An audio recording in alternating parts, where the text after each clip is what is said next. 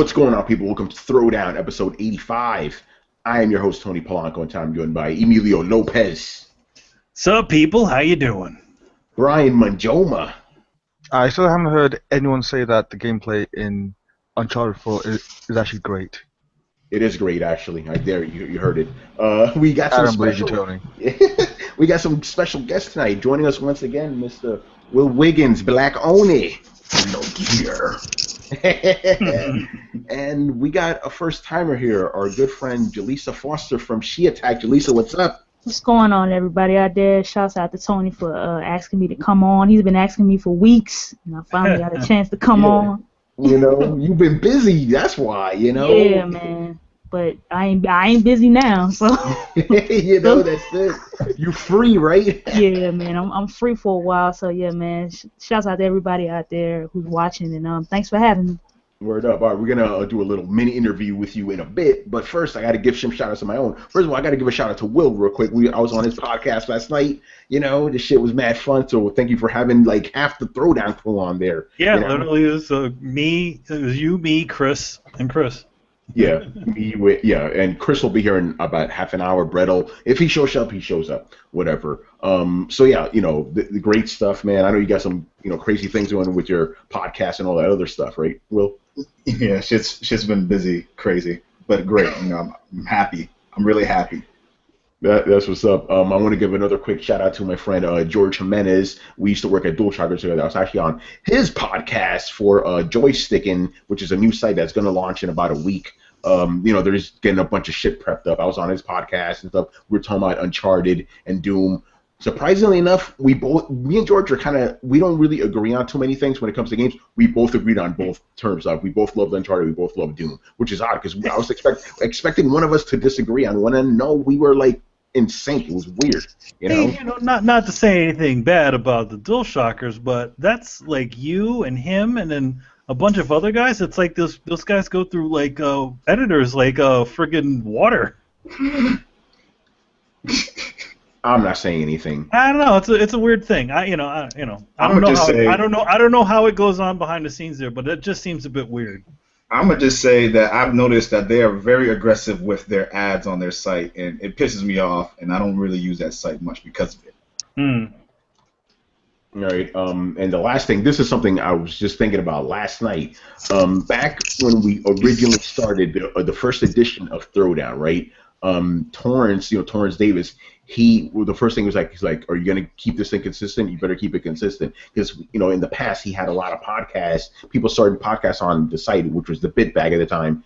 They start a podcast, they do about 15 episodes, and they kill it. You know what I'm saying? For whatever reason. And I was like, you know what, man? Throw it down. We're gonna go past those guys, right? So I set a couple of goals. Like, okay, we're gonna do more episodes than the Tech Podcast, which had about 30 episodes, and we're gonna do more episodes than the Minority Report podcast, right? So we beat both of them, and then I'm like, okay, the goal is I want to have more shows than both of them combined. We beat both of them in that regard, right? And we, you know, that original show made it up to 91 episodes, and now I realize this new version of Throwdown is about to surpass the old one. We're at 85 right now, so by episode 92 we would have surpassed original Throwdown. Pretty crazy shit. That's nuts. And then obviously, since that's episode 91, you know what that means, what's going to happen later this year, episode 100, you know. And as a comic book guy, because remember, the whole reason we did the Volume 2 is because it's like a comic book, right? You restarted. In the back of my mind, I still want to kind of revert to the old numbering so we could be at episode 200, you know, later on this year. I probably won't do that. I want to keep it as is, but this in the back of my mind, like, I should go to 200 and just skip all that shit. Well, you know what you do. You know what we do is we literally, once we hit that number, we'll be like, bye. If you know everybody's counting at this point in time, we're actually at combining our old episodes of Throwdown when we were on STFU and Play and the Coalition. We now have we're 200 podcasts strong. Crazy, man. That's nuts. Crazy shit. And then if you combine that with throw down your questions, right? By that time it would be like over 300 podcasts. It's nuts. But anyway, Jalisa, let's get to know you a little bit better. I always start from the beginning. How did you get into gaming? What is your gaming origin story? Man, I guess since I'm the only female in the family, well, my immediate family, my brother got me gaming. my first system that I actually played on was the original Nintendo. You know what I'm saying? And Right. just like a big brother would, you know how my eyes lit up like, oh shit, like this shit looks hot. And then my brother was like, get the hell out of the room. So in other words, he gave you a taste of what it was, and then he's just like, get out of here. Yeah, man. Like I saw freaking Mario and all these crazy games, and I'm like, oh shit. And then my brother wouldn't let me play. And Wow. then, like my brother wouldn't let me play.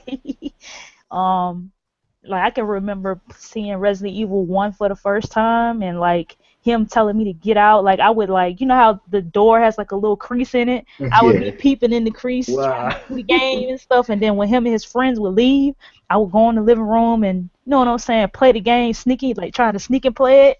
Like It worked.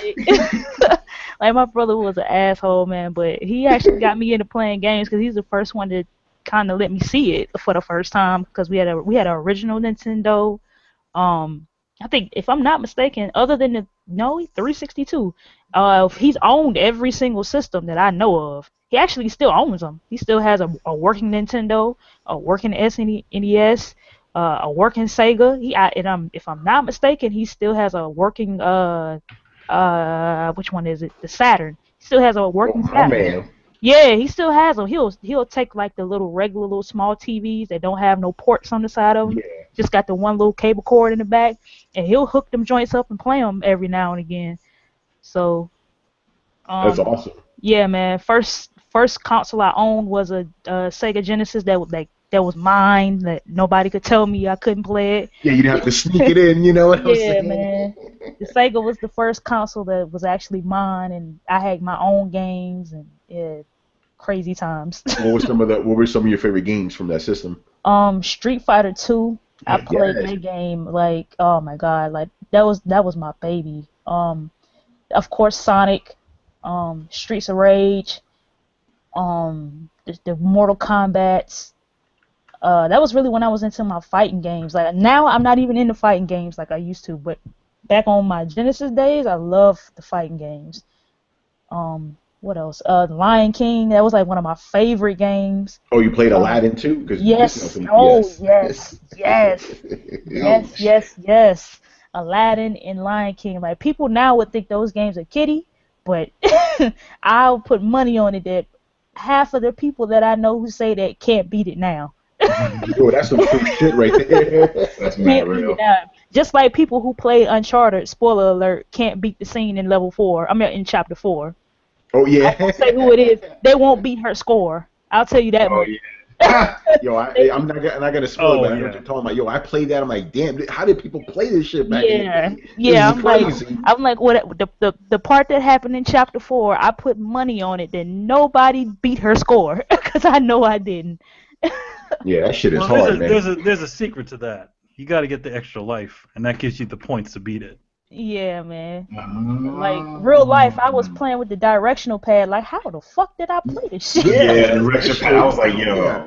I was like, no, I'd be better if it was with the analog stick. This shit is nuts, man.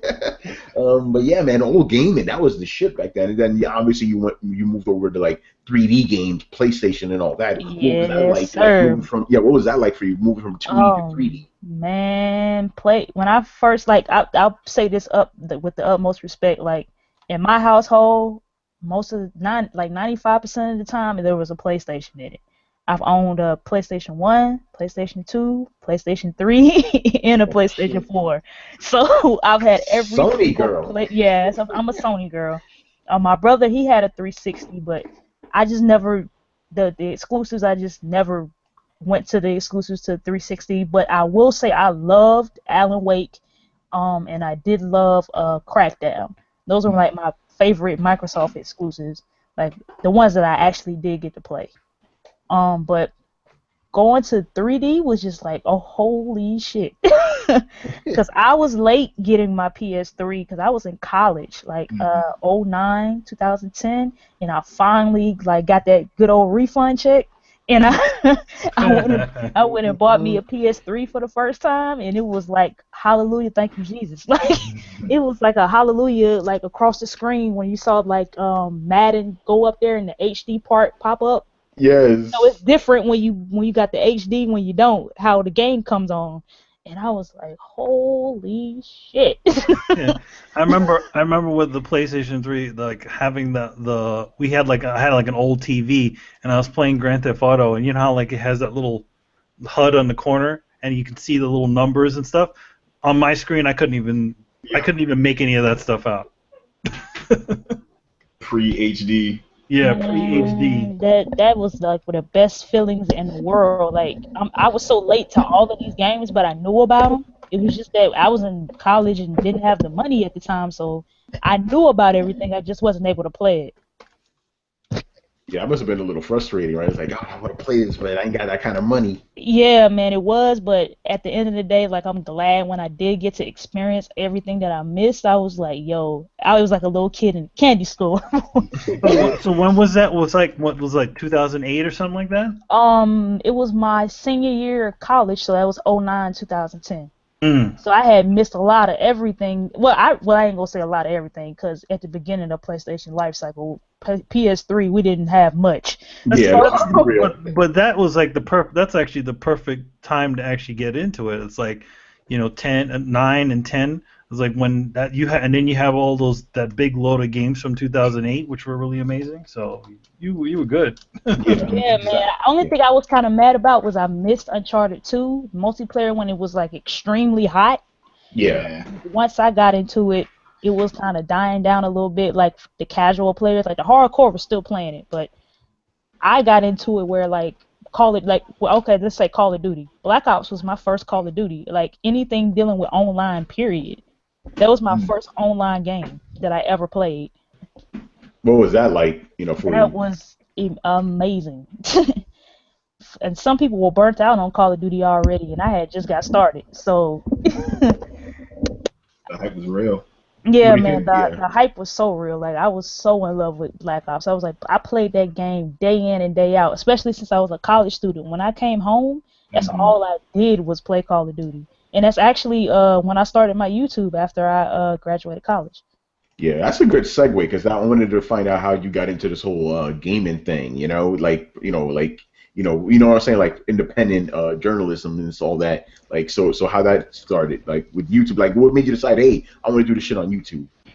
I would say a guy by the name of Broken Games HD. Right? Him and one more person. What's his name? Jive Turkey. Those were I the don't even know first. that dude. Jive Turkey. Okay. He's a Call of Duty guy. He's shit. he's like a huge Call of Duty guy. He's actually an African American. You know what I'm saying? Call of Duty guy. He plays Battlefield. He plays a lot of shooters, and that was like when that was the time that I was just starting to get into online shooters. So I was like, holy shit! Like I didn't know that they had video games on YouTube, because when I was on YouTube, all I was looking for was like videos and like music and stuff like that. So when I looked up video games for the first time, all types of stuff started popping up, and I'm like, holy shit! I didn't know none of this existed. So I'm like, okay. So I bumped into BG's channel when he was playing Uncharted 2, Beastin', and that's the first time I actually noticed him. And Jive Turkey when Black Ops 1 came out. So, and also, what's his name? Chase Money. Oh yeah, Chase. Yeah. Chase Money. Those three right there actually made me want to do YouTube. I was like, yo, this seems kind of cool. I'm like, I don't see many females on YouTube. I wonder why. And I don't see a lot of African American females either. So I'm like, you know what?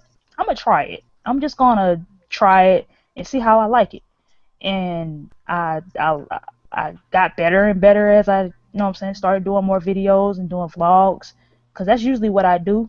I usually don't. At one time, I wasn't putting up gameplay like I am now. I was just mostly just talking in front of the camera. Yeah.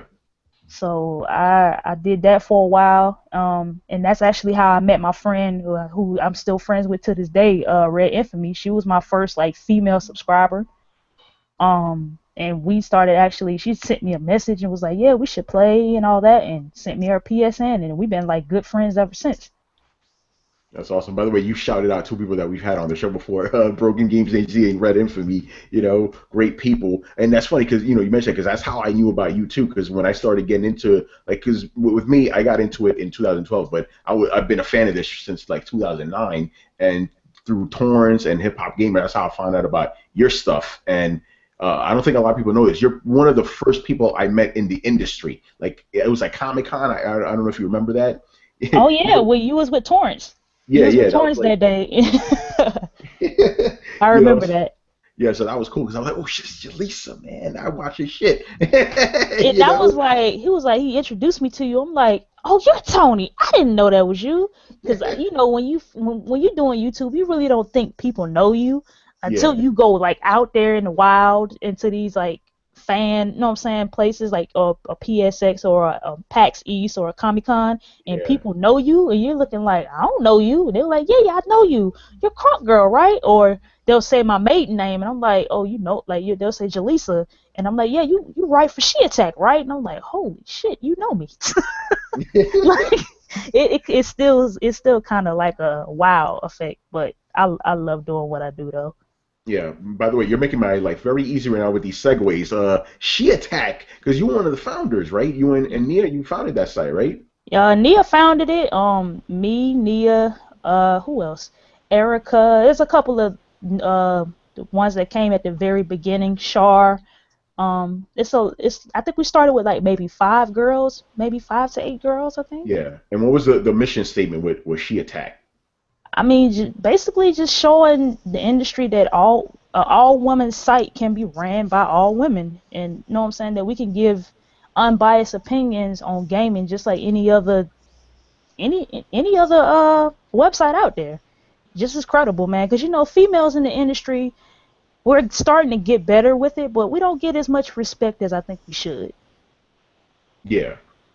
Yeah, definitely, for sure. And you guys do a great job too, Yeah, that's man. That's what I like about the site. It's like you guys obviously like show that hey, it's cool, being the female industry, but at the same time, you're not really throwing in people's faces. You guys like you're gamers first and females second. You know what I'm saying? Yeah, man. So I'm always gonna be a gamer, man. At the end of the day, the female thing is just an icing on the cake because I'm just being real because there's not many of us out there. There's more than I actually knew was out there when I got on YouTube and I started finding more and more women, but. Like I actually didn't know there was all these women out here playing these games. I'm just a little chick from South Carolina, man, who got on YouTube and shit just blew up. Yeah, but it's been a cool ride though, right? It's been a crazy ride. It's a lot of people just don't know how far gaming has taken me. Like I've been to San Francisco, I've been to New York, I've been to Florida, been to Minneapolis. I've been to all these different areas and places just off of gaming. And that's a blessing in disguise because if not for that, probably would have never seen all these areas. Like some people that never go outside of their neighborhoods in their lives. You know what I'm saying? Coming from where I'm coming from. So for me to go to see all these different places just because of gaming and then to enjoy my hobby, you know what I'm saying? The way that I do, I'm blessed, man. I love everything that I do. Yeah, I mean, that's what's cool about this industry because I'm not too dissimilar from you. Like, aside from like my plane trip from Dominican Republic when I was a kid, I never went further than Jersey, But now yeah, I'm going to pretty Boston. much. Yeah, I'm going to Boston. I'm going to fucking LA just because of gaming, Quick little story. Gary Swaby, you probably know him. This dude, he lives in England, right? Because of gaming, because he needed to come, to LA for E3, right? He made a pit stop in Florida. And actually met his actual biological father, all because of gaming, So it's pretty nuts. And then he came over to New York. He has family here and stuff. So none of that would have happened if it wasn't for gaming. So people just think it's like this insular thing, but it really isn't. Like if you really get into it, it could open up a lot of things, man. It's great. So yeah, again, happy to have you on and stuff. So right now, just kick it with us like you would any other podcast. Oh, Tony, you family, man. So always, man. You're gonna get my unbiased opinion. I'm gonna tell you what it is and what it's gonna be and how I feel, man.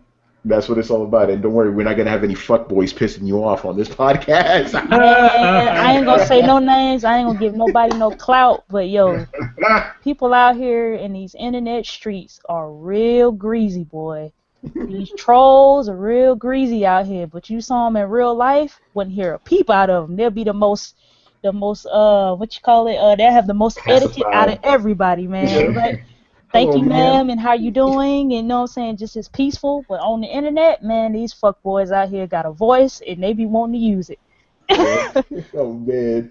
And quickly, He's a we. fuckboy. I'm super unaware of this. Oh, dude. Oh, by the way, hello, Brett. Hey, how you doing, Brett? What's up? Good, Brett. Man, I came in here before the podcast started a little heated because people just don't know how to take getting blocked out of a chat for being a troll.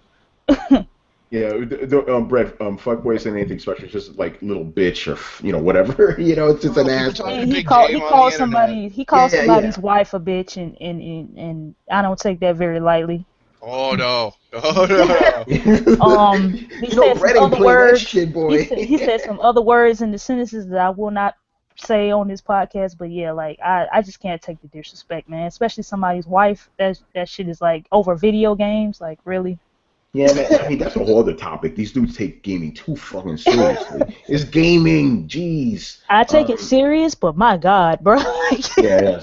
I'm just about to say the same thing. I take it serious in the sense that like I respect the medium as like an artistic medium, and like I love what it is. But some people try to like this whole thing with people doxing people on the internet and like exposing like very personal information and being just real nasty and evil. Like, yo, bro. Oh yeah, I got a stalker from YouTube, man. I had to shut down some social media things, and I'm like, bruh. Wow. Yeah, I had a stalker on here, man. That shit's crazy.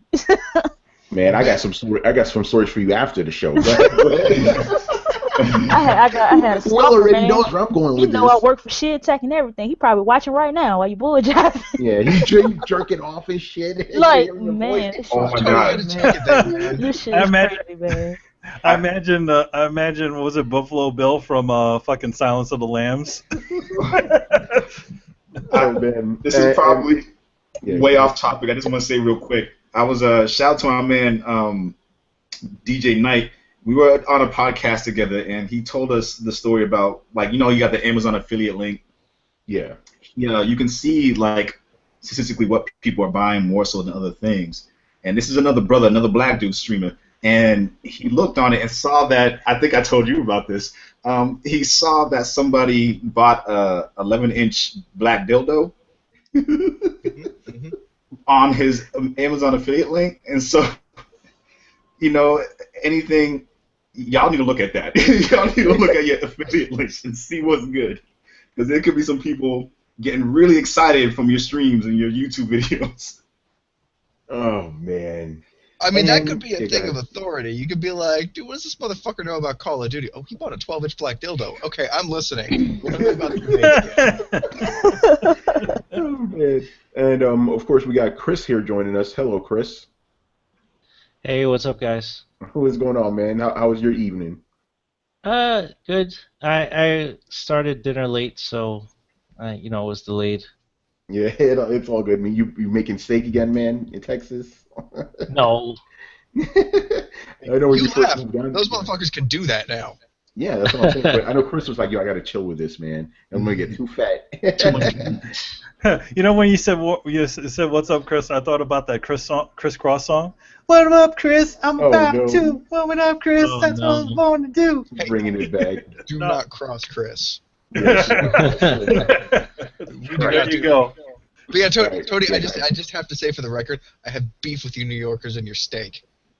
Okay, why? What about New York steak? You don't know how to cook it, you charge too much for it, and you call it the wrong fucking thing. Okay. You not a calling it steak New York guy. steak? Yeah, Yeah, there's no such thing as a New York strip. It's a goddamn Kansas City strip. You assholes just renamed it because you think nobody wants to buy steak named after Kansas. It's retarded. that you might not be too off from that, because like Kansas, I'm not buying this shit. Yeah. No, dude, You're it's right the- about the- that.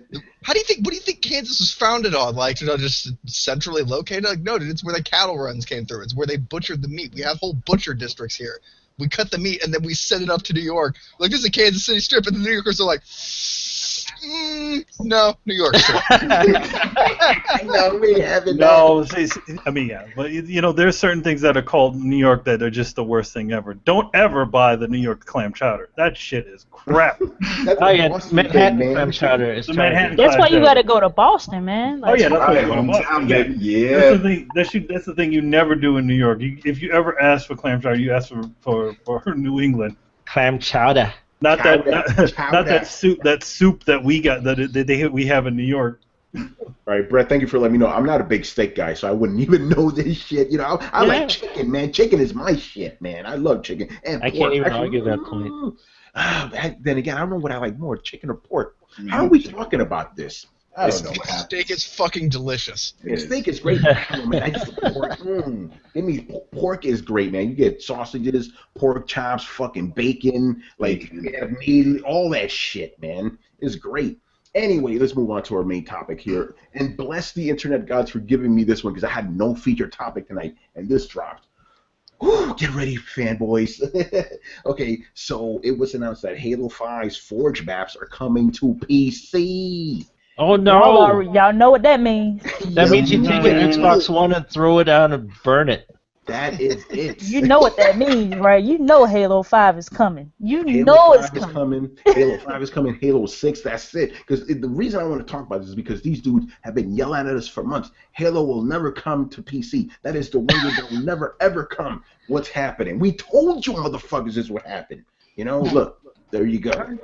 Can I just point out how dumb those guys are? Because Halo started off as a PC game in the first place. Thank you, way back in the day. Wasn't it a Mac game? Yeah, Halo was born on the Mac and then evolved. It was PC. Then it came to Xbox. But see, the thing that Xbox don't get is you gotta have something that makes you want to get their console. You gotta keep something. Now they ain't getting shit. Now yeah, it's I'm just saying, you gotta keep something. We knew in the 360 era what it was. You not getting Halo 2 and 3, I think 2, 3 were only on 360.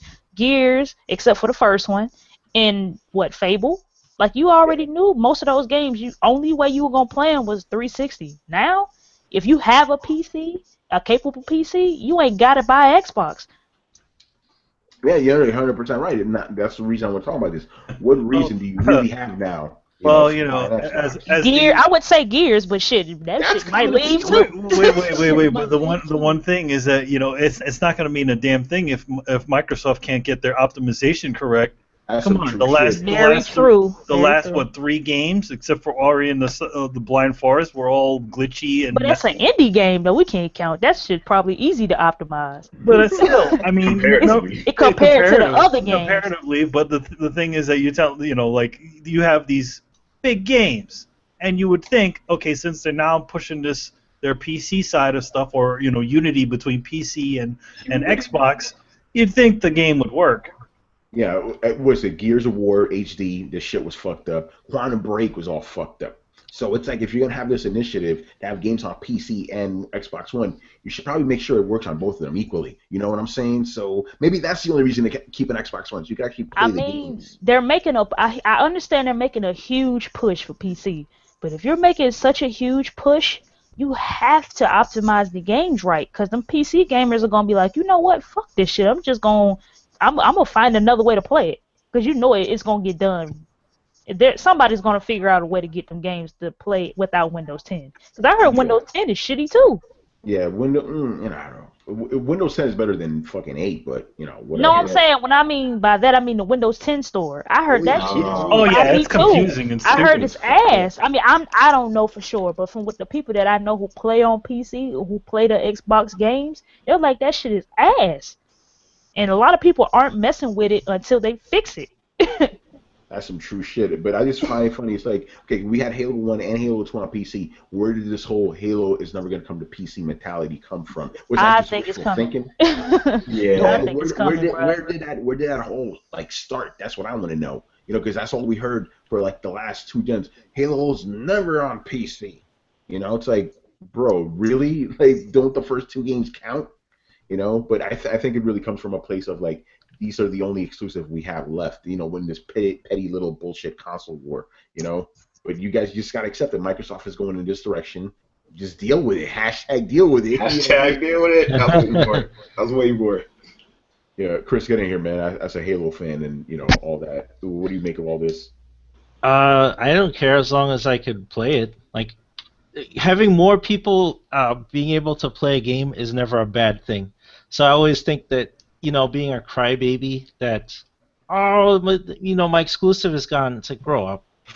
If you can't afford a boss PC, right, you have your Xbox, right? You can still play the game. You can still enjoy it. And it's optimized for Xbox. The problem with optimization and simultaneous releases, they don't have enough time to test all the cases and against all the drivers they need to make it work properly on PC, right? They'll test against one set of systems. The Xbox One is a closed system. You only have to test one system and it works on every system.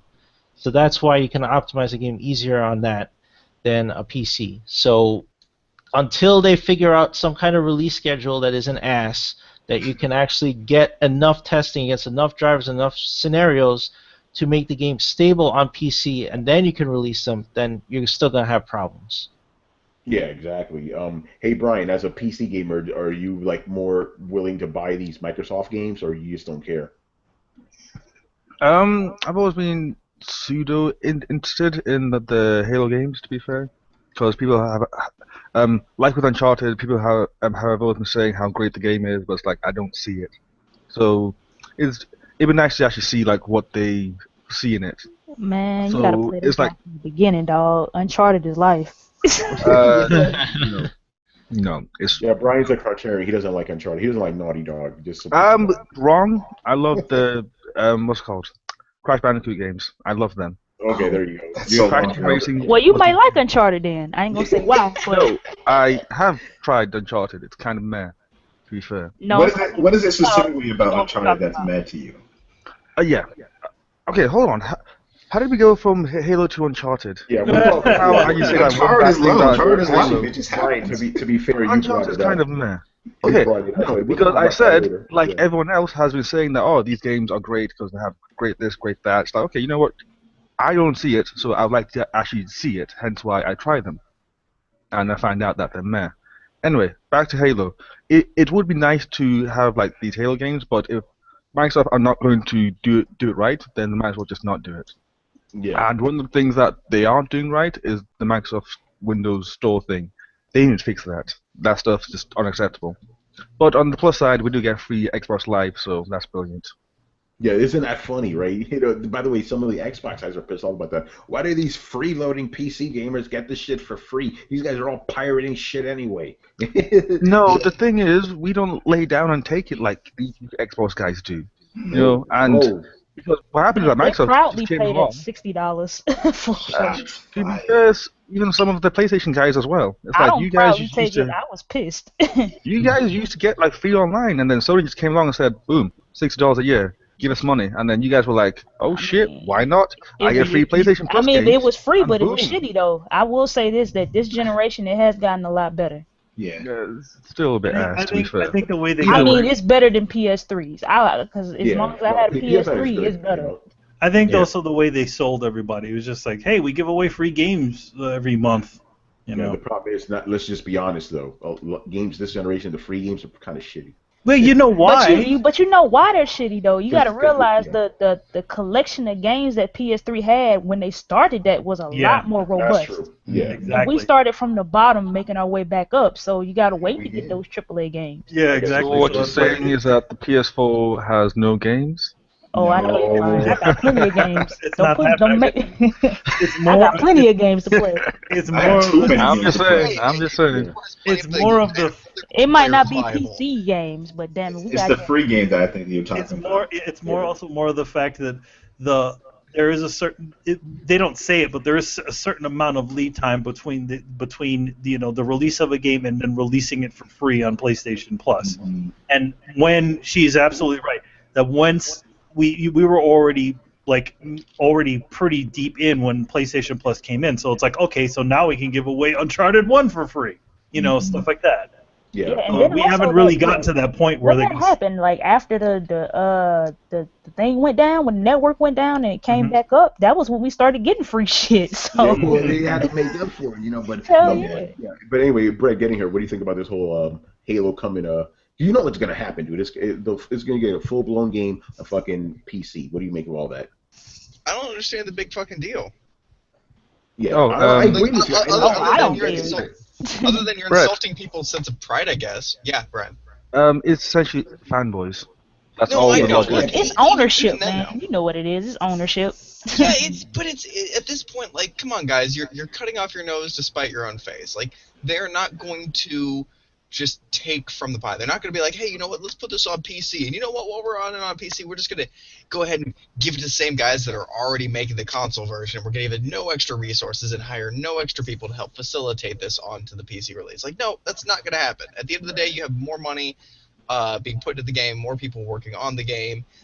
Unless it's hugely mismanaged, it's a good thing for everybody. Now there have been times this is hugely But I mean, mismanaged. you won't catch a lot of them Sony first parties put nothing on PC. No, because that's Sony. A lot of Sony's first parties, like they actually brew their own first party software from the ground up. They actually produce the games. It's part of the reason that they got Bloodborne is because From Software was like, hey, you want to help us make a really good engine because Sony's really good at that. This is, I guess, part of what the problem is when you buy a lot of your talent the way Microsoft does. Yeah. Yeah, that's true. Yeah, it's a great point. So Exactly. but even then, I don't understand how, and I've said this before and I'll say it again, I do not understand the logic behind getting mad that somebody else can enjoy something that you enjoy. Exactly. If you find yourself in that position, you're being an asshole. And that's just the long and short of it. Yeah, I mean, I want to jump on what you said. You said you're trying to find the logic, but Brett, there is no logic. We know the to logic. find. There's no logic to find, brother. It's the logic is on Twitter, man. After Quantum Break went on PC, that was the logic.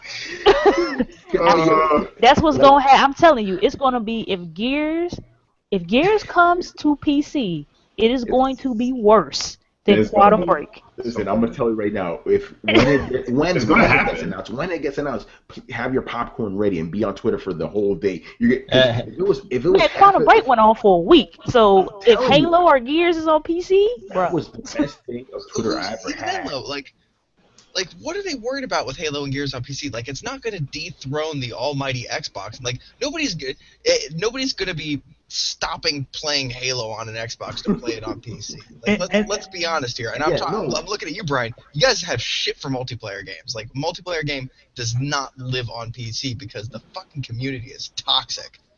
So you're still going to have the king big shit Call of Duty machine or the big fucking Halo machine. Like, what's the big fucking deal if a couple a couple PC players want to play on it? Like, you are in no danger of being dethroned.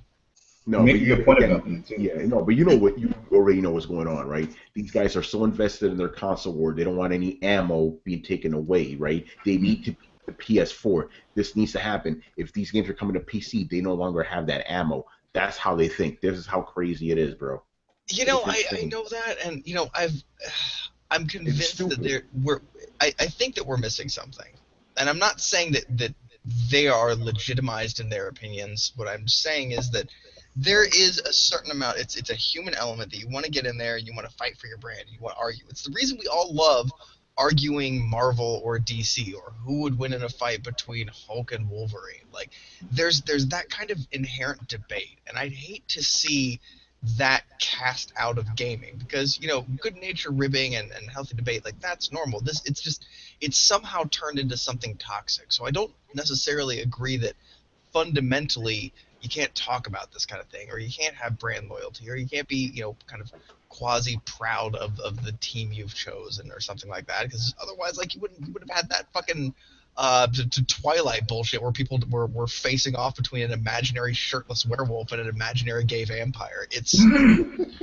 these people like picking teams, but we need to do this more responsibly, and y'all need to understand that, one, just because you feel strongly about something doesn't mean that you know a lot about it, and two, that there are no excusable there is no situation where you can use bad tactics against somebody simply because you think that they're wrong.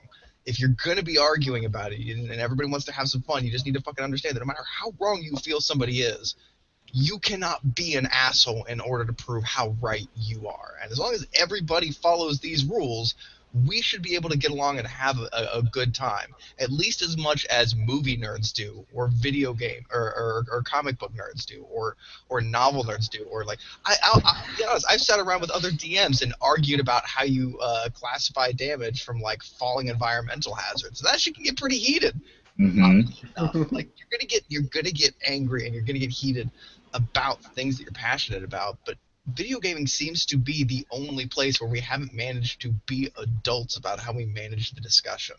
And I'm not honestly sure that just saying we shouldn't be discussing this, or you can't feel favoritism, or even that being fanboy is bad. I'm not sure that this is the approach that we should take, as much as like let's curate how we facilitate these discussions. Yeah, no, that's a great point, because you're right. It seems like, when it comes to video games, it's like the most juvenile shit when it comes to discussion. We can't actually be adults, it's just and the funny thing is, it's adults, grown-ass men debating this shit, it's like, you could be spending this time you're debating and being on Twitter yelling, playing games, right? It's like, what happened to that? The love of the game is gone. It's like, no, they love to fight and bitch and shit, Everybody wants to think they're the best, and the truth of the matter is, everybody is the best at something.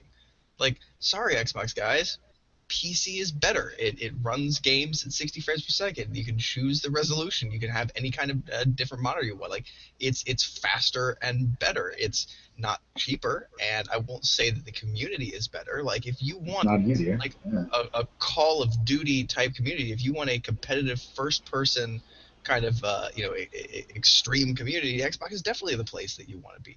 You don't want to be trying to play Call of Duty on PC. You're going to have probably a piss poor experience. But if you like modding your games, if you like choice at the expense of a little bit of difficulty, then yeah, man, PC games are your jam. Like, I like narrative third-person games, and PS3 or PlayStation seems to do that a little bit more. I also like competitive multiplayer games, so I was like, okay, well, if I want a good competitive multiplayer arena, then I'm going to go console, because it's a more regulated arena, and I'm not going to have to deal with cheaters as much. So that leaves me with two consoles. Well, am I more into third-person narrative games or more into first-person action games? I'm more into third-person narrative games.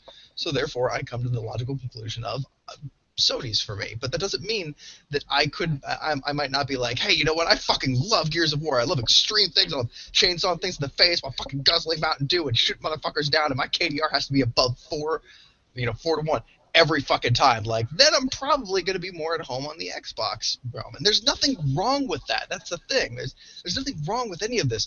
Everybody can be right, but people don't understand that you can be right about one thing and wrong about another thing. So it's just this weird, like, yelling at each other in different languages.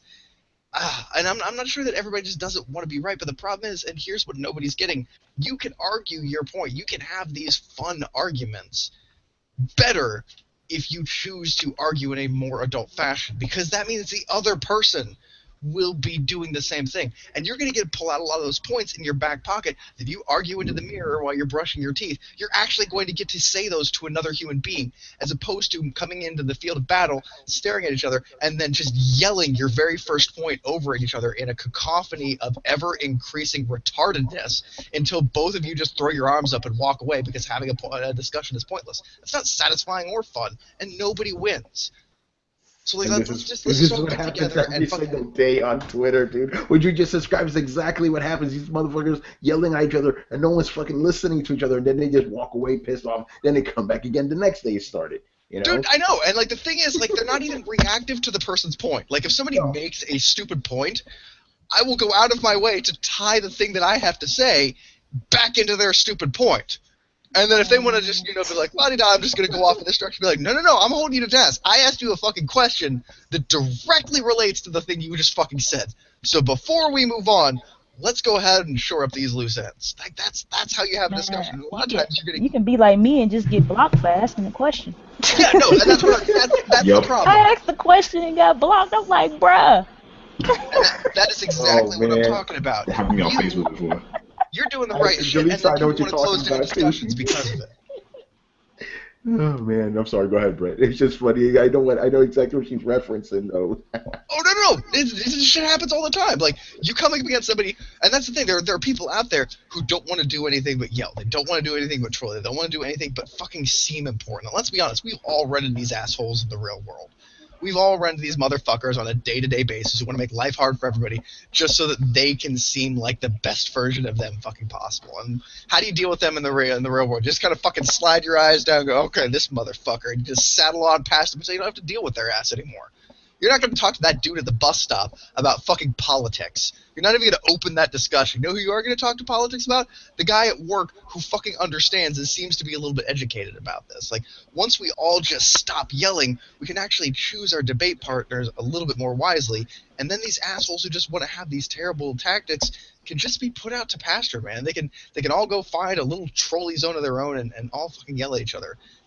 There are mechanisms in place socially that doesn't allow this kind of behavior to exist in the real world, but we refuse to adhere to these mechanisms when dealing with people online. And I realize it's because it seems like then you're following rules that nobody else is going to follow. But that's how we got in this fucking position in the first place, is you can't just stoop to their level because fucking everybody else is doing it. Dude, okay, you know how in GTA if you cheat, they put you in like a special lobby with a dunce hat and shit? How do we do that for trolls? That would be great. You know, just put them all in their little troll world and just let them go at it, you know? Leave the rest of us the fuck alone. You set a standard for admission of discussion that unless people qualify to this standard, unless you seem like you know what you're talking about, we just don't discuss it with you. We just put your little dunce hat on, sit took that approach to the political landscape. Yeah, right? Oh, man, but yeah, this shit will never go on. But, you know, just to be fair, though, I do find this pretty funny. Just these dudes just losing their minds. I'm sorry, man. Dumb as shit. When I got blocked the other day, I was crying. I was like, yo. I went to a certain person, was like, yo, why your boy blocked me? All I asked him was such and such. And he was like, man, this shit crazy. I'm like, oh. I was like, yo, this dude's skin turning into tissue paper. I asked him a legitimate question, man. He straight up blocked my ass, man. I was like, damn, bro. Because these paranoid motherfuckers, like, they get the idea of trying to back them into a corner. That you're like, all right, so let me get this straight. Like, if A equals B, and they're like, oh, no, I'm not going down that road. I see where you're trying to lead me. You can lead a horse to water, but you can't make it drink, motherfucker. I'm not part of your conspiracy. Block, and you're like, whoa, what the fuck just happened? It was on that bias meter conspiracy, and all I did was ask what was bias, and then they just blocked. By the way, since this is Throwdown, this is what's gonna, we're gonna tell what happened, right? So I wrote my review of Uncharted 4, right? And one of those guys from the Big Gamer Small Talk podcast, I'm not gonna give away his name. Wait, before we get started. Yeah. I don't need an exact number, but how many digits worth of pay did you receive? Yeah, I told him I need about 500,000 if he gets listen. At the end of the show, I'm buying everybody here a Lamborghini. That's how much money I got paid. Oh, I'm so hyped. Hey. Yo, I don't even need that. Just give me let me get like 500,000, and then you good. You know what I'm saying? You can write happy birthday on my Lamborghini. Tony gets paid apparently. So anyway, so I wrote my review. I gave it. By the way, this is a new term now. I gave it a Tony perfect score of 95 out of 100. Brett, you already know what I'm talking about. So hey, you know what? I absolutely, I actually agree with that, Tony. Yeah. I know you probably weren't expecting me to say that, but in terms of putting it 95 out of 100, I absolutely agree. Ooh, we'll talk about that later. I didn't know you were playing the fucking game. No. I just, in terms of, like, we don't see eye to eye on reviewing things and, like, where a score would be and everything like that. Yeah. But the statement, a Tony's perfect score, which is 95 out of 100, that sounds reasonable to me. Okay, good. That's the fan. I forgot which one, but it was the fans. They gave that. Oh yeah, you got a Tony perfect score because everybody knows I'm the guy. I'm not giving shit 100 of 100. That's crazy talk. Anyway, so I give this game, the highest score I possibly could. And one of these guys from, the Xbox fanboy bullshit podcast, they said, oh, here's another example of me to bias. Come and get it, And Jalisa literally goes, how is his bias? And she got blocked for that. She literally asked a fucking question. Someone told me, that ain't all you did. I'm looking at them like, what the? I was like, they had to see the tweet earlier when I was like, give me 500,000 of that money you getting. And that's all I said. Yeah. I was like, he probably ain't even read the review. And that's all I said. And he must have saw I tweeted that. And then when I asked him the question, he just right after that, he blocked the shit out of me. Butt hurt is so real. But the thing is, I still see his tweets, so that's so funny. Like, All right, just so people are keeping, if in case people are keeping count. So this year I've been paid off by Ubisoft, I've been paid off by Activision, and I've been paid off by Sony. I am swimming in cash. Look at all this luxurious shit. I was gonna say, Yeah. where I'll never go. Yo, man, those are the By most Activision? luxurious projects I've ever seen. Tony, hold on. In fairness here, Yeah. it didn't say that you got paid. It just said that you expressed a media bias. And it's fine because you did express favoritism towards a game that clawed its name out of the mud and became one of the most hallmarked games of all time, setting a high watermark for all games that came after it. You have to realize that a game like this that has that kind of budget and experience behind it, just because they have a lot of money for hype and marketing doesn't mean that it's actually a good game, Tony, nor does its legacy actually matter, or the experience of anybody who's done it before. There's absolutely nothing here to say this is a quality game birthed from a legacy studio that thousands and thousands, dare I say, millions of people will actually enjoy. So how fucking dare you give it such a good score, Tony? Yeah, there's something wrong with it. I should just leave this entire industry right now, or I should change my repent my ways, right? Repent my ways and pray to the altar of Phil Spencer and beg his forgiveness. Please, Phil Spencer, please forgive me for my altercations throughout the years. Please let me into the Xbox church. I will pray to The you Xbox always. church? That's the only thing these motherfuckers will accept, man. You know, I denounce the heresy of Uncharted. I denounce the heresy of Cass Harai. May these guys burn in hell eternally. You know. I'm convinced, and I've met people like this. No, fuck it. I married a person like this. There are people who are hesitant when something becomes popular. Yes. They think that just because like the general crowd has keyed into it, that it's kind of homogenized. And I'm not gonna say that I haven't been there myself, but there are also times when people generally flock to something because it's good, and it's difficult because, like I said, I've been there myself. I've had that kind of like just everybody is like slobbing this thing's knob. I'm just not on board. I just do not care. Mm-hmm. But you have to ignore that part of you is the thing. Like that, just because you feel that way doesn't make it right. Like I can understand both sides, but I also understand that one side is very clearly wrong. Yeah, totally, man. But yeah, I mean, just to end it off again, fanboy dumb shit, but it's still funny to me. So we'll bring it up, you know. All right, let's move on here. A story near and dear to Manny's heart. Kojima Productions new logo reveal and a bunch of other shit. Yes, Kojima is life. Tony, I saw some of the artwork. I'm so on board again. Oh, look at it. By the way, Manny has it. Manny, put that up again. There we go. Oh my god, I want one. All right, Brett, give I think they're still available. Brett, what do you say about this? Because you're not really a big Kojima guy like that. No, I'm absolutely a big Kojima fan. I fell off the train sometime after Metal Gear 2, and Okay. I can't tell you why I haven't gone back. I haven't had the time, or I haven't had the money. It's a little bit of both.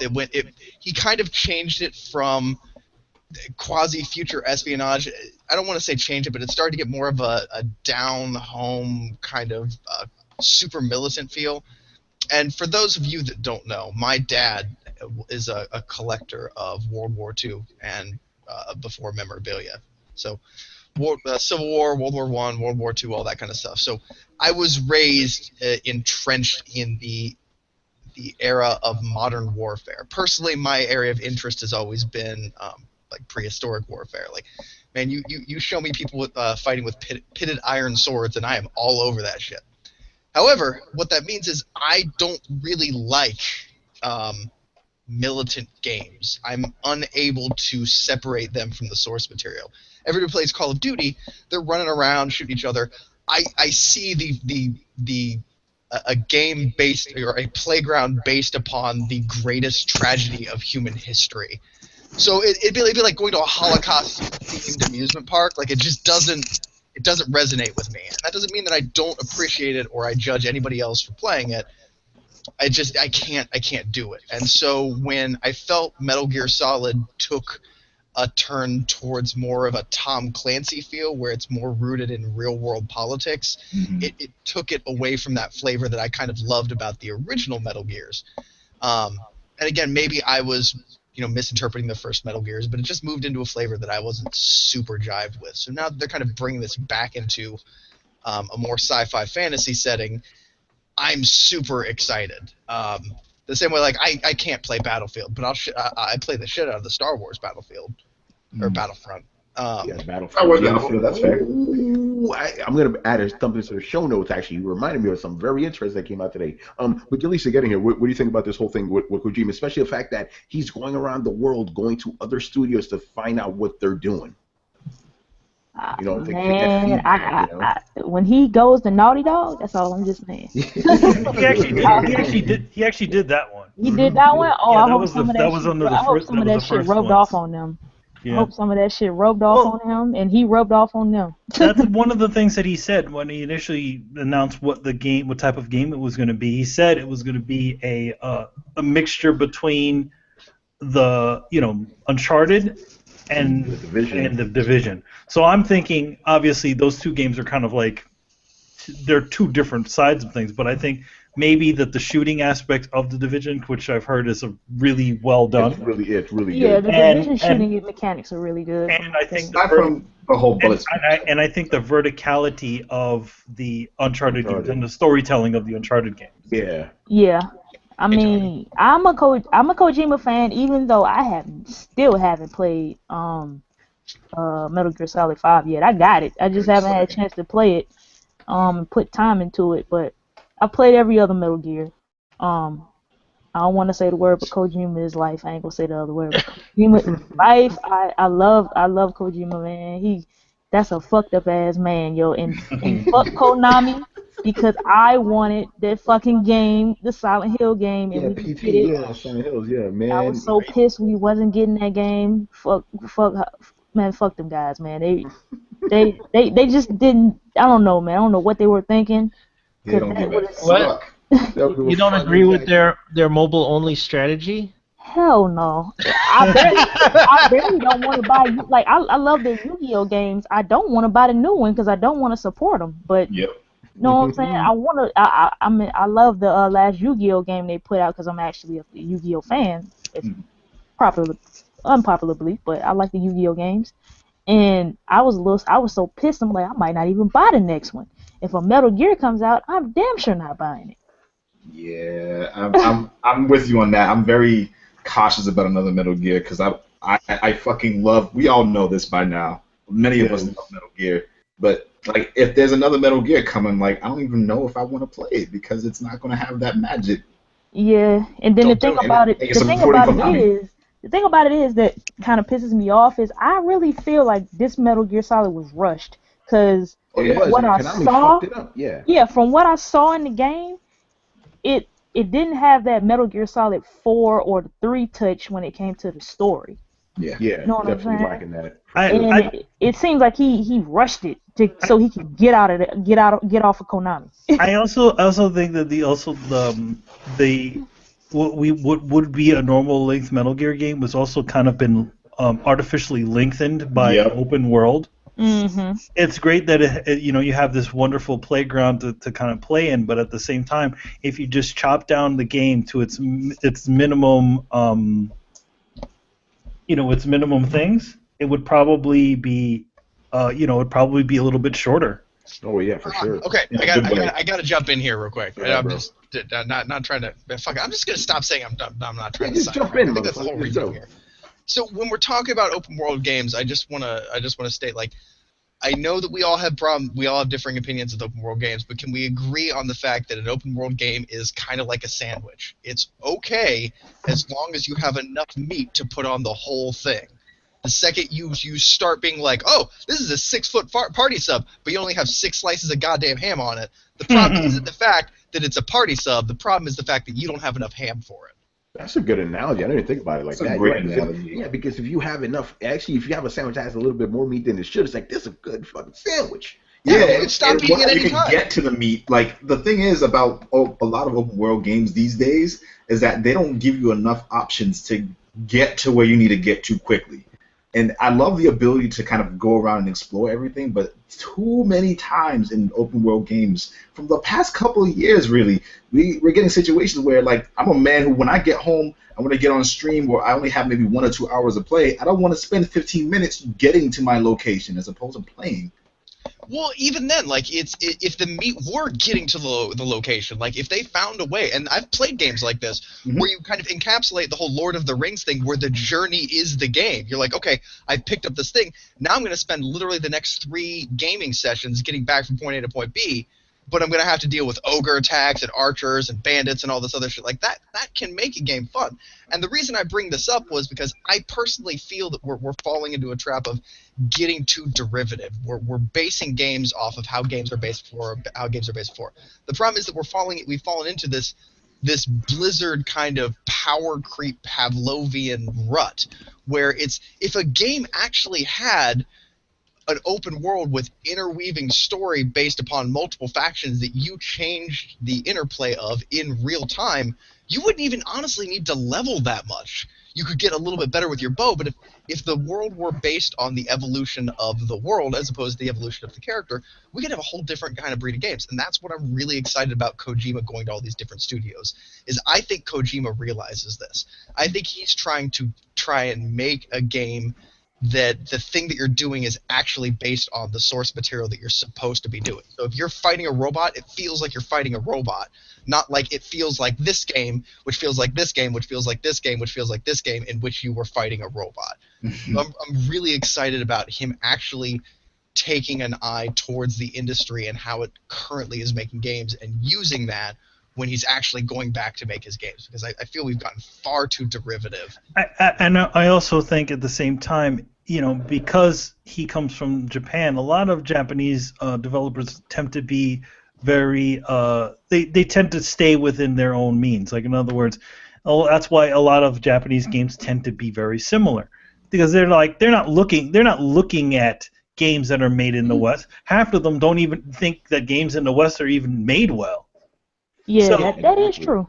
Yeah, So I mean, for that's him, why it's real, yeah, for him that's to why be it's doing, refreshing. Oh, go ahead, man. Yeah, you're gonna say the same thing I'm gonna say. Go ahead. yeah, for him to be doing that is also a big deal, because he's actually thinking outside of the box and then adapting the things that he sees and then building something new. That's actually a very classical Japanese way of thinking. A lot of Japanese culture in the past has always been things that have been adapted from other things and then made improved upon. Yeah, exactly. You're right. That's a Japanese mantra from back in the day. Just like I mentioned on Will's podcast. Shout out to Will again, plugging it in there. It's basically, this is what it's like May said, like, this is what the Japanese used to do, but now they've gotten to this whole thing. It's like, hey, everything in the West sucks, like we're only going to do what we're going to do. But the problem is you get this whole, like, cycle and stuff where you're not really getting any new ideas. You're just recycling shit. Not to sidetrack too much, but this is the problem with modern anime, right? Anime back in the day, the anime I used to like, it was inspired by a range of things, like novels from all over the world, Western films, books, everything, right? What's anime inspired by now? Other anime. Other anime. So you get this thing, it's like, come on, we're not going to get anything new. And it's so refreshing to see Kojima going to other studios and getting new ideas, so because he's trying to break out of that. He even said it. He's like, I'm doing part of this just to get inspired. He has a mission goal, but part of it is just to take it all in and see where it leads him. He's been doing that game for so long. He's want to try something different. People don't know how long Metal Gear's been here forever. Like, yeah, I grew up on that shit. Yeah, so the thing also, Konami forced him to. Konami I also get those Metal Gears out. I also say the other thing is that, especially when you're an artist, there's always that point where you're about to start your new thing, and then you kind of go to the art store, or you go and you just kind of see what your options are, and then even new ideas could just come from the things that you see. It's like, oh man, so I've never used acrylic before. I'd like to try doing that, and then you could think of things coming from that, or clay, or whatever. I've done that plenty of times where it's just like I'm just out of it. And I just go into a store and or someplace else, or see another artist, the way another artist works, and it inspires me to go and do some things too. Yeah, and that's Absolutely. exactly what he's doing, you know. So I'm definitely looking forward to whatever he's up to. You know, it's good. It should be good. And the thing is, apparently we may not have to wait too long. He is not going to develop a brand new engine. He said he's going to Yep. use an existing engine and just modify it to his needs. You know, so don't expect I call it the XOF engine. You know, he's not going to do anything like that. So does his engine that he has is that owned by Yeah, it is. Konami? Fox, Yeah. Fox engine is Konami. So what do you think? What engine do y'all think he's going to use? Probably Unreal 4. Yeah, I feel like Unreal Unreal. 4. Yeah, it's If gonna you be Unreal 4. if you look at the website for the Kojima Productions website, they're obviously hiring people for it, and then the main thing that this That's a good says on there is Unreal 4 experience. I didn't even notice that. Yeah. Ooh. Yeah, you know, Manny does his digging when it comes to Metal Gear and Hey, Kojima. it comes. Yeah, when I I always, because here's the thing, especially when it comes to Kojima, there are a lot of things he plays Twitter, and in a lot of the things that he says, there are clues as to what's going to be coming next. Like we're talking about Metal Gear Solid 5, right? He's literally talking about this thing called Project Ogre. Project Ogre was Metal Gear Solid 5. What's the thing that you fight at the end of Metal Gear Solid 5? Yeah. You know? Spoiler alert. Spoiler alert. So the thing that there's always something hidden. One of the things he's saying. In fact, even within the the point where there's a couple of clues as to he was going to go to Sony too within his tweets and within other people from Sony has said. So yeah, we called that like a month ago because Manny was doing his digging and he figured that out. It's like, oh, he's going to be going with Sony. I said he's I probably knew going he to was go going with Sony. Yeah. Because there was actually a couple of different things. There was one where Yoshida was like doing a retrospective about the Sony brand, right? Yeah. How all they're talking about all the different companies, and he's like Namco with Tekken and Kojima with Metal Gear. He didn't say Konami. He didn't say Konami. And then the other thing he said after that, he's like, yeah, Metal Gear Solid 5 is a really great game. You should really try it out. It's like, where'd that come from? And then photos with Mark Cerny and a bunch of other Sony guys. He was talking to those guys while he was burning his vacation time. Yeah. And what's his name from game trailers? What was it at Jeff Keighley. Jeff Keighley just put him on blast. It was like, yeah, they're not allowing him to be here, and they just made them just look horrible. I was so happy he did that. So happy. Because usually Jeff Keighley doesn't do shit like that. He's pretty. He doesn't, but I think he stood up for him because he didn't have a voice. You know what I'm saying? That's his boy. Yeah, man. Exactly. But one thing I learned about this industry is these guys aren't tweeting this shit for fun. They're telling you something, you know. I know, and he's and Kojima in general is looking to tease. He likes to see some people call him the ultimate troll because he likes to see the feedback that people have. Not long ago he talked about he had like a poll about what do you think the body of this character looks like, and it said like. It was like a thing. It was like spacesuit, battle suit, something other or other. And then after that, people were posting all these different like things of what the body might look like. It was really silly meme that got started from it. He knew that was going to happen. My favorite one was the one they put the head on Voltron's body. Yeah, there was one that was David Bowie. His body was David Bowie. There was another one. It was his body was. They put his head on top of, I don't know, some other armored character, so obviously somebody from Metal Gear, stuff like that. So Manny, quickly, what happened at that conference or whatever that he held? Oh yeah, so the conference that he held, that they held at it was like the Nordic Games, event. It was just a Q&A. The questions were from what was explained to us on the chat board that was on YouTube is that there were previously asked questions on their website. So in other words, we thought, oh, okay, we can ask questions in here, and they're like, no, you can't do that. So anyway, it was obvious questions that were selected by Kojima, and the first portion of it was questions asked by the fellow from the guys who made Quantum Break. Oh, okay. Quantum Break, excuse me. Anyway, so he explained. Remedy?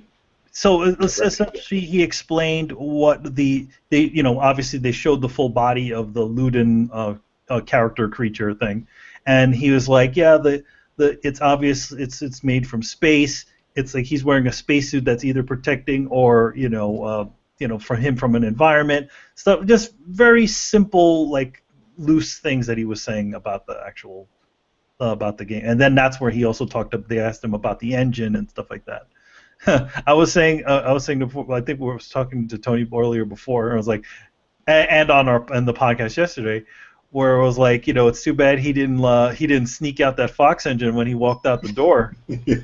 Not like Platinum Games did with a friggin' MT framework. Yeah, they sniped that shit out. They definitely jacked that shit. You saw like, come on, how quickly when they closed off Clover Studio, right, and all that stuff, and all those guys from Resident Evil. One of those guys just went, was there on the way. He's like, on their way out, he's like, okay, I'm gonna make sure I copy this shit before we go. Yeah, because you had Vanquish and Bayonetta looking suspiciously like MT framework games. Exactly. Yeah, how did they get that engine done so quickly? It takes years to do an engine, and they'll just all of a sudden, bam, Bayonetta. That game was so good. Hell yeah! All right, let's move on here.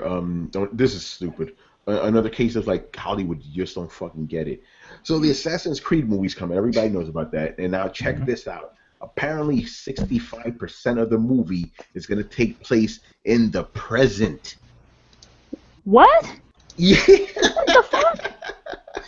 What the fuck is it? Oh my god. So in their defense, I was talking to one of my boys. I'm just playing devil's advocate. I also agree it's a fucking terrible idea. But in their defense, they said in the Assassin's Creed games, you spend most of the time in the past. They want a different experience out of the movie. No, I understand. Why? No, okay, here's the thing. Again, I understand where you're coming from, but that's not what people are into Assassin's Creed for. The present is like almost universally reviled by most people. You know what I'm saying? So I understand the mentality, but it's stupid. That's not what Assassin's Creed is about. Hey, Tony. I don't get the 65%. That don't make no sense because it ain't even 65% in the game. Like you may go to the present day like what 5 times in the whole game or some shit. Yeah. They flipped it around. It's like because it's 65 present, 35%, in the Animus. Okay, well, 65% in the Animus, 35% in real life. In the movie, it's flipped around. Anyway, Brett, what's your question? So I heard you went to a really nice restaurant and had their delicious chocolate cake. We want to be able to let you replicate this at home, but we don't want you to have the same experience. So we went ahead and replaced 65% of your chocolate cake with ham. Let's see if you enjoy your experience. Actually, ham, I'd rather take ham than fucking cake. But, but actually, Brett, here's a better analogy. When I went to the restaurant, I have cake, right? I had a big cake and a little cup of water, right? When I get it home, it's going to be a little piece of cake and a big thing of water. It's like, no, the water's the smallest portion of this big fucking meal. What are you talking about? Or fucking you get like a hamburger, right? Most of it is a hamburger. You get a couple, maybe some fucking mashed potatoes, right? You get it home, mostly mashed potatoes and a little ass like fucking White Castle burgers. Like, what the fuck is this shit? It's like I'm getting the same things but in the wrong portions. What the hell, man? This movie's gonna bomb.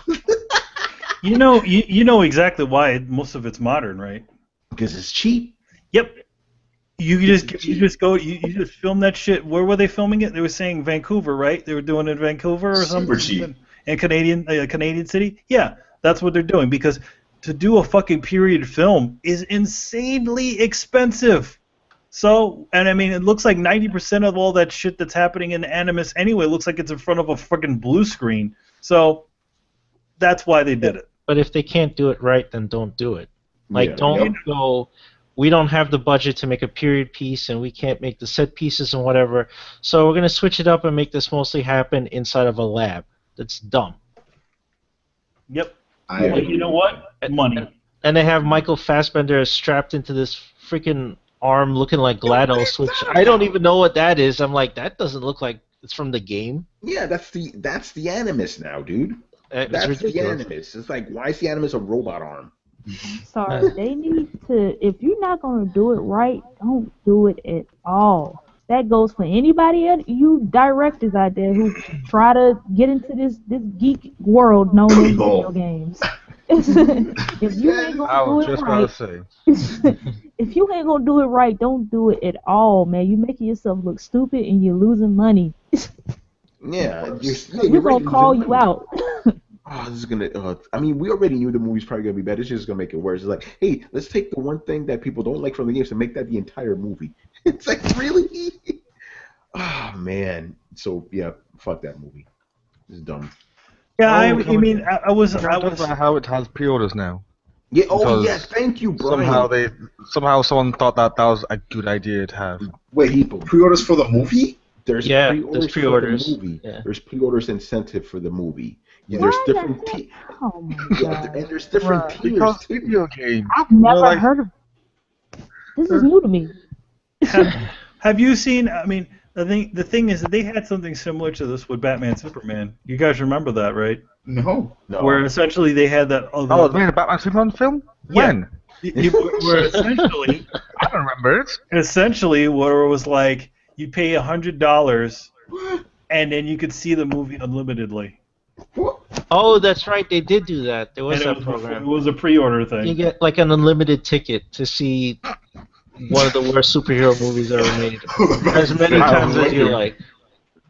I haven't Unlimited even garbage, seen it yet. that's That's how brilliant. bad I heard it is. I haven't even seen it. Yeah, Maybe it was said intended terrible. to see 100 times because it didn't fucking. Maybe on the 100th time you'll actually like it. It gets What is it, better. like when you Stockholm watch Syndrome it or over something and like over that? again. Yeah, Stockholm Syndrome, exactly. So, by the way, so I'm like, okay, I hope this doesn't start a bad trend because this was going to happen in the future. I'm going crazy right now, right? You got to, if you want to see the ending credits of a Marvel movie, you got to pre-order tickets, to unlock that ending. No, fuck that. You know what I'm saying? It's like, oh, you have to pre-order so you can have an extra character in the movie. If you don't pre-order, you ain't going to get Spider-Man in Civil War. Yeah, jeez. Oh, Listen, I'm so mad. if this becomes a trend in Hollywood, then you're just gonna drive everyone to BitTorrent. I'll Have just you do that. have you seen Sure. have you seen the other thing that they're doing now, where it's not it's what they call 4D. You ever seen this before? What is this? Oh, you mean the shit shakes around, right? Yeah, essentially what it is all the chairs and shit shake around during certain moments of the movie. Like things spray on you, like if it's snowing. Oh, come on. That's Yeah. an old gimmick. They used to do that in the 50s and 60s for Yeah. horror movies. It's essentially Vincent Price movies, they used to do that. it was there was a couple of Disney rides that used to do that, or Yeah. you see Honey I Shrunk the Kids, right? And then all of a sudden the place is all shaking. So now they do that for movies now, which is silly.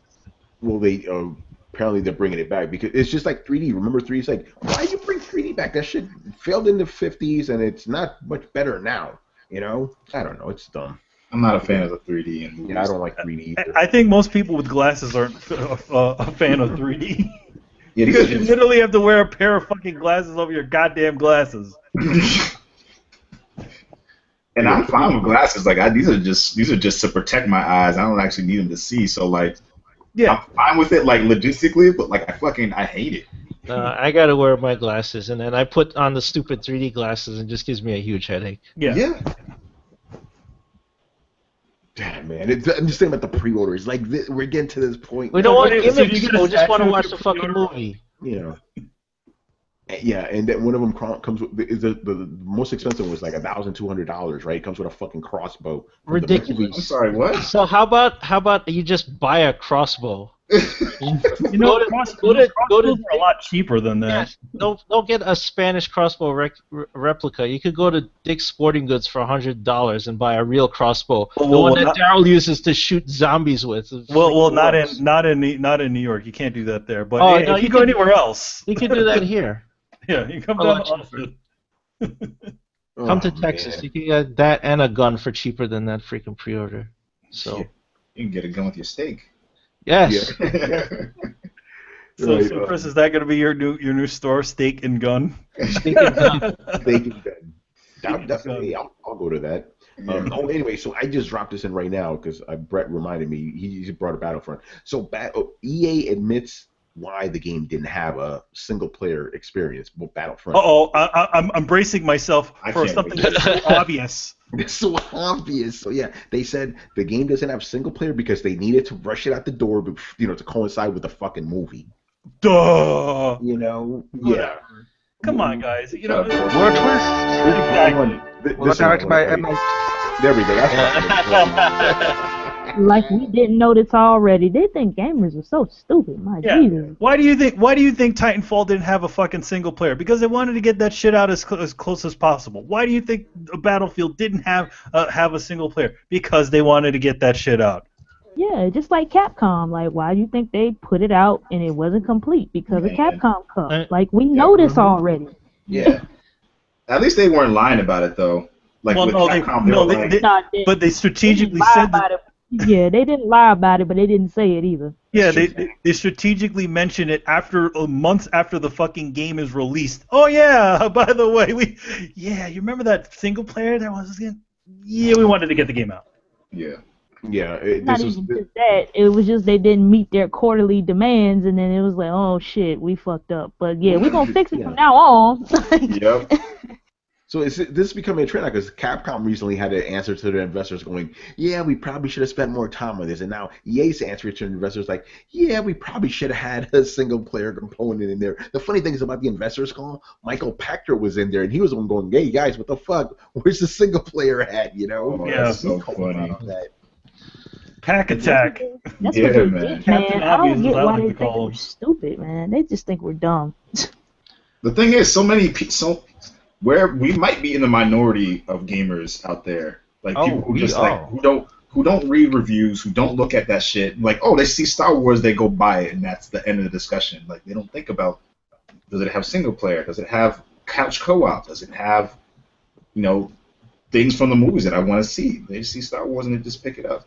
No, dude, you're 100% right. Because you know how many That's friends true. I have that they go to me, it's like, yo, man, that Star Wars game was good. I'm like, it has no single player, right? And they're like, what do you mean? I'm like, it has none. They assumed the game has single player, So you're right. They see Star Wars, they buy it. And especially with the fucking movie that was out, Mm-hmm. fuck that shit. They fell for the rope-a-dope. They fell for that shit hard. Well, man.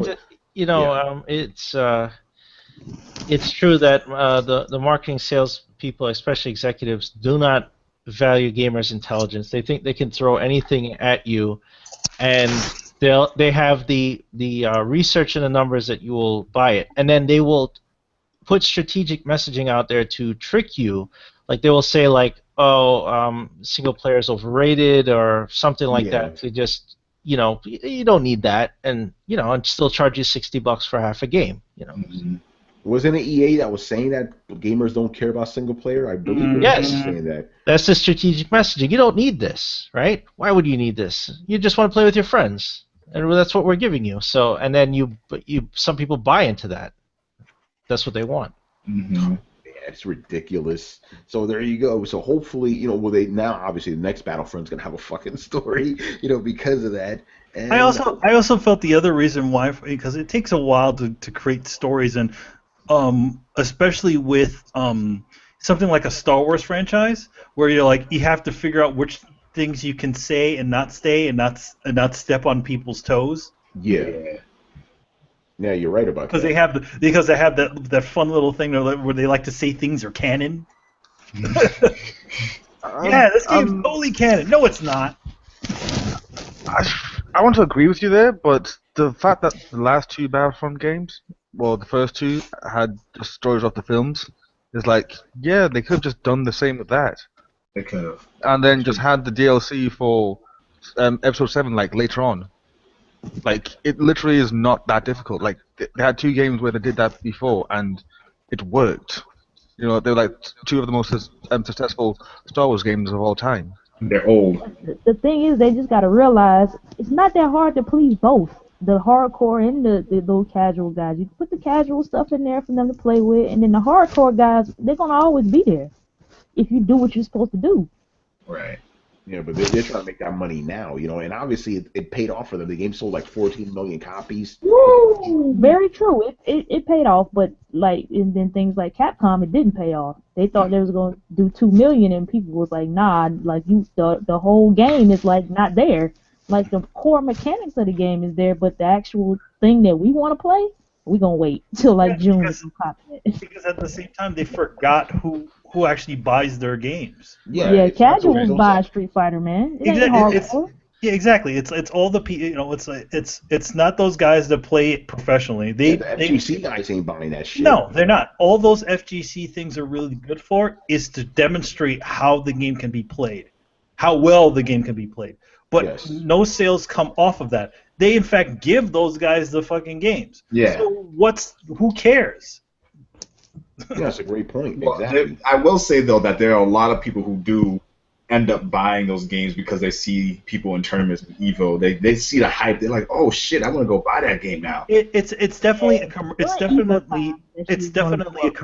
commercial for the actual gameplay of the game. But at the same time, those people do not account for the majority of people. Most people don't watch those Evo things. You know, they just see Street Fighter and then they go out and get it. That's true. Mm-hmm. Yeah. Yeah, like most of the time, like when I'm not a huge fighter, but once Evo comes around, I'll go buy some fighters because I just feel like playing them. Mm-hmm. You know what I'm saying? Like you get that feeling, and that's why I'm a casual fighter. Like, I don't play most fighting games. I don't even like Street Fighter like that, but I supported it because I actually wanted to try it. You know what I'm saying? From the beginning. I think you're in with the majority of people who would buy games like Street Fighter V or Mortal Kombat X or any of those games, is that you're casual. You enjoyed the game, you remember it, and you like certain characters, so you buy the next one, right? What Capcom failed to do was look at the market. They just thought, oh, we'll just show this game off. We'll have experts play it, and everybody will want to buy it. Yeah, but there's word of mouth. There's the internet now. We talk. And we say things like there's no story mode or it's broken. And then other people go, well, I'm not buying it then. That's what they didn't count on because they're still living in 1992 or not 2016. Yeah. I thought they was going to get Street Fighter 4 type of stuff, and that wasn't happening because I think, if I'm not mistaken, Street Fighter 4 had more content than Street Fighter 5. Yeah. At launch, hell Without a question. You know, every Street Fighter has had more fucking content. You know, even. And I say that being an avid fan of Street Fighter 5, like I fucking love that game. I can't stand that it's missing. It's a good game, though. That's the thing. Like they hurt themselves. They hurt themselves. They did. Because the game is really good. Like the game is so much fun once you know what you're doing. But when you took away like the story mode, with a half-ass story mode, if a 2-year-old can beat that. Yes. Yeah, a baby, actually. I posted a video about that. A little baby, 6 months old, just tapped buttons and he won the story mode. It was crazy. You know? Look, I'm just not hearing about this. What? Yeah, I believe it. Crazy. Oh, no, wow. Really? A man put his baby in front of the joystick. This baby just kept bashing the buttons and he won the fucking story mode. Oh, wow. Let me find this. Anyway, bro. And no arcade mode, by the way. And that's what a lot of people will talk shit, but that's the thing that most casuals love to play. Arcade mode. Yeah, man. You know, want to throw a couple Hadoukens and stuff. Brian, get here. What were you gonna say? I was just about to say. Speaking of, it's so simple that a baby can beat it. Are we going to talk about the whole like Doom Polygon thing or not? You know what? Yes, please. Let's talk about that. We're pretty much done with this whole. We're done with Battlefront. Let's move on. This is fucking Brian. You know what? Since you brought it up, why don't you tell us what happened? This is funny. I missed out at like how it started, but all I know is that people just went crazy. Actually, we talked about this last night on Will's podcast. Will, what happened with this whole Polygon thing, man? Well, you said the Polygon Doom thing? We're talking about Polygon. No, Polygon's Doom video. I remember us talking about it on the podcast. I thought, do you? No, you don't remember. Anyway, I don't. Yeah, okay, I'll get to it. So basically, Polygon posted the author guys. By the way, just throw it down. We call people out on the fucking shit, right? So author guys, he posted a video of himself playing Doom, right? And I'm not exaggerating. It looked like somebody's retarded grandma was playing this fucking game. Like this dude, like literally when the game begins, right? He's just popping his gun. He's not aiming at anything. He can't seem to move and shoot at the same time. You know? And it was like, yo, what the fuck is this shit, bro? Like, and then people called him out on it, and obviously he started blocking everybody, right? Mm-hmm. And actually, Brian, we're kind of skipping it because I did want to talk about this a little bit later. But anyway, so yeah, damn, I'm trying to restrain myself because this led to a whole Twitter thing the other day. Yeah, I remember this now. Yeah, but yeah, I don't know if you guys saw that. It was really fucking embarrassing. So I'm like, how do you release shit like that? Like, if I play crack, here's the thing. I thought I was shitty at Doom. Like, apparently not, because you know what? I stream myself playing. I at least make it to the end of the level. You know what I'm saying? Like, I die a couple of times, but I know how to aim at least. Shit. And then my retort for all of this is, at what point did you ever think that any of the people that write these articles and reviews or any of that stuff for Polygon, Kotaku, or IGN are experts at the games that they play? Yeah, okay. Not experts, but at least halfway decent. Or halfway decent. Yeah, What do they do? What do they do? You What do they expect do like a base level of like knowing how to play video games. What do they do for a living? They write. But then They write. it's like they play games and they write. So you'd expect that after a long enough time of playing games, they learn something. Again, That's fair. Dude, and nowhere in that nowhere in the contract that anybody you sign, if you go for any of these things, Tony can even confirm this, doesn't say I know how to play a fucking video game. Listen. Kotaku put out a job listing, right? And one of the things that, being proficient at games is good, but it's not mandatory. Mandatory, exactly. So But that's the thing is, but I'm actually with Brian 100% because I said this, and you know what? We're gonna jump into it. So this led to a whole debate. Hip Hop Gamer was saying if you're reviewing a game, you need to show yourself actually playing it, right? I don't exactly agree with that, but I do agree. It's like, listen, if you're gonna review a game, you should at least be able to play it on normal without too much difficulty. that is a problem that is industry wide. Yes, most it is. reviewers just to get through the game, to get the experience, get whatever is through it, like story wise or whatever, they will play a game on easy mode if there's an easy mode. Yeah, that's not the way the game is intended to be played through. Yeah, exactly. Yes. Because people were asking me, it's like, hey Tony, you're playing Uncharted on hard. I'm like, no, I'm reviewing the game. I need to play it on normal, the way it was meant to be played. Yeah. And that's the thing. It's like if you can't at least meet that criteria, you're not really doing a service to your readers. Like, okay, you may be a great writer or whatever, but you're not properly conveying what's happening because you're not playing the game correctly. That's like, this analogy I use, right? That's like sending a movie reviewer, right? Who's a great movie reviewer, right? To review a movie. Problem is, he's fluent in Chinese, and you don't like him watch an American movie. Damn.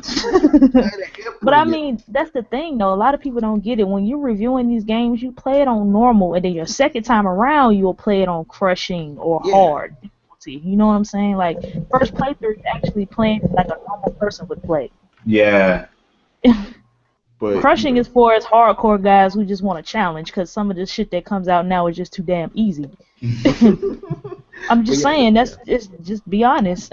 Mm-hmm. But the thing is, he was doing like, oh yeah, I thought I did okay, and it's like, no, you were doing terribly at it, dude. You were doing horribly at it. You didn't know how to fucking jump. You didn't know how to shoot. It was like most of these reviewers don't play no games, dog. That's what it is, though. Yeah. That's sad. Well, yeah, I mean, Tony, sad. you've even said. I mean, sure, all you guys have. I've said this a million times already, man. I've been to events, right, where you know what, I'm going to tell this story again because it never gets old. So one of my first events was an EA event, right? We went to play Fuse, remember that fucking game, right? So I know. It was a team of 4, right? Me and 3 other journalists, right? Big time dudes. This is actually, I'm not going to name any names in this case. Big time dudes, right? And I'm like, oh shit, this is crazy. Because remember, I had just started getting into the industry, right? In my mind, I'm like, yo, you need to be like elite level to to do this shit, And I'm like playing 2 minutes in, I'm like, why am I carrying the team? What the hell's going on? I'm not that great at multiplayer.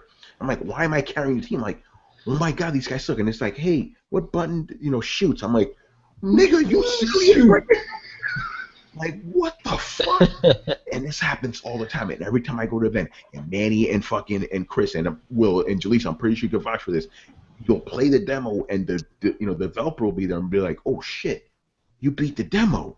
Yeah. Of course I beat the demo. Yeah. Demo. That literally happened at You get PAX. excited because you beat it. Because it's like, you're the only one to beat it, or you're the only one to get that far. Thank you. It's like, what? Now, even Press doesn't get that far. We have to give them, something. We have to do a cheat code for them. I'm like, what you mean? Yeah, that's insane. Yeah, he was like, hey, you need me to... Oh, okay, I guess you're doing fine, I remember I played Rise of the Tomb Raider before it came out, right?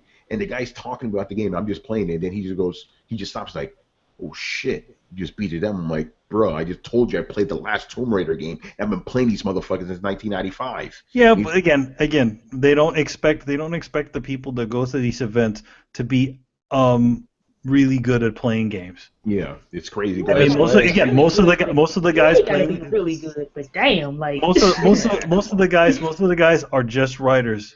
So it doesn't take rocket science to get impressions from a game. Yeah. You just have to be able to communicate your experiences on these things. But if you can't play the game, you're communicating is wrong. But look though, that's like old boy who thought Uncharted. What was it? Uncharted 3 was Uncharted 4. Oh yeah. Well then that's embarrassing. You're grossly incompetent. It's not even that you just don't know how to play games. You're grossly incompetent. Like Unlike Chris's answer, then you're just an idiot. So real. He's an idiot. I remember that. Yeah, go ahead. I mean, that's happened to me a couple of times. The last time we went to E3, I had a appointment with Bandai Namco, and they had just released the Dark Souls 2 DLC. I pretty much got to the end of the DLC. Like I was like, oh, I'm at the boss room, and the guy was like, how did you make it so far? I'm like, because I played Dark Souls. Is that the point? Like he looked at me like I had 7 heads. I'm like, well, this wasn't hard. And I'm parry guys and stuff. Yeah, I played Dark Souls. Most of the time, that's how you do it. When you have a team of writers or people who work for your site, certain people go to certain games because those games they're probably more familiar with. Yeah. Yeah, and when I actually went to PAX South and I had my appointment with Capcom to look at Street Fighter V, I actually beat everyone that played me. The game. I hadn't touched the game yet, and they had me play other guys who had come to talk to the press, the PR people. Yeah. And I like perfected 2 guys. I just demolished everyone. Which character were you playing? I just used Ken. Ken is my main. Okay. So, and I just stayed there, and the girl's like, do you want to sit on the pro stage over here? Shit. Like with these guys? I'm like, no, I don't. These guys just suck. I'm like, I'm not going up there. Those guys are for real. You don't understand. Yo, bring me up there. I'm not great. Mastered by Gutex, Mike Ross. You know what I'm saying? Go ahead, Brett. I just said, you don't understand. I'm not great. They're all just terrible. Yeah. But I remember last year at E3, right? We had to play Call of Duty, right? Now I remember playing Call of Duty from the year before, right? Like I was doing really well. I'm like, damn, I'm doing good at Call of Duty. What the fuck is this shit? This is crazy. Then this last year when I went, I got fucking ripped apart. I'm like, I'm playing against real players now, aren't I? Because remember they opened it up to the public last year. Like, yeah, okay, that's what's happening. Then I went to this other event. We were playing Star Wars Battlefront. Like, okay, check out the game. I got fucking destroyed. I'm like, there's the beta, isn't it? I'm like, because I'm playing against real players. Because usually when I go there, I clean house, man. I was playing Street Fighter V, Chris. As a matter of fact, I was playing Street Fighter in fucking at E3, and same thing happened, bro. Destroying these dudes. It was embarrassing, and I'm using the fucking shitty. Okay, I mean it's a good controller overall, but for fighting games, the DualShock 4 is a shitty controller. Demolishing these dudes, Yeah, they asked me to switch characters too. They're like, can you use someone else? So I chose shit. what's her name, Karen? Oh man, she's hard. Yeah, and I still was whooping guys with her. They actually wouldn't let me use Ken anymore, and I still did it. And then I was like, okay, I'm done. Excuse me, sir. You're too good. Can you please use it? Excuse me, sir. No, you can't. You're too good. You're making Arthur Giles feel sad. Oh, shit. Damn. Shots fired, indeed. Hey, listen. I understand why what you saw is what you saw. But it's sad to think that the people that are delivering these things to us are people that are just not gamers. But the thing is, really, they don't need to be. But the thing is, I still say they do, because if they, let's say you're a really great writer, right? But if you don't really know what you're talking about, then what you're writing about is useless to me. I think that I don't think that they don't know what they're talking about. I mean, you could have a horrible gamer can write a pretty decent review.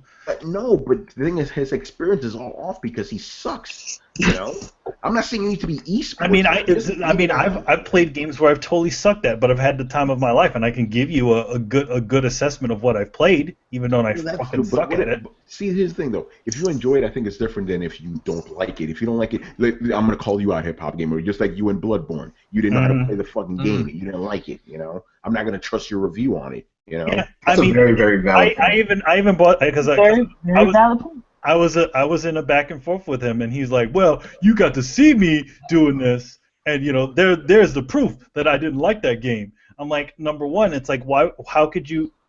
To be honest, how could you trust somebody who hasn't played the full game and only played 5% of the game and only went past the first boss? Yeah. The first boss is when the game starts. Yeah, that's 5% of the game. That's the tutorial.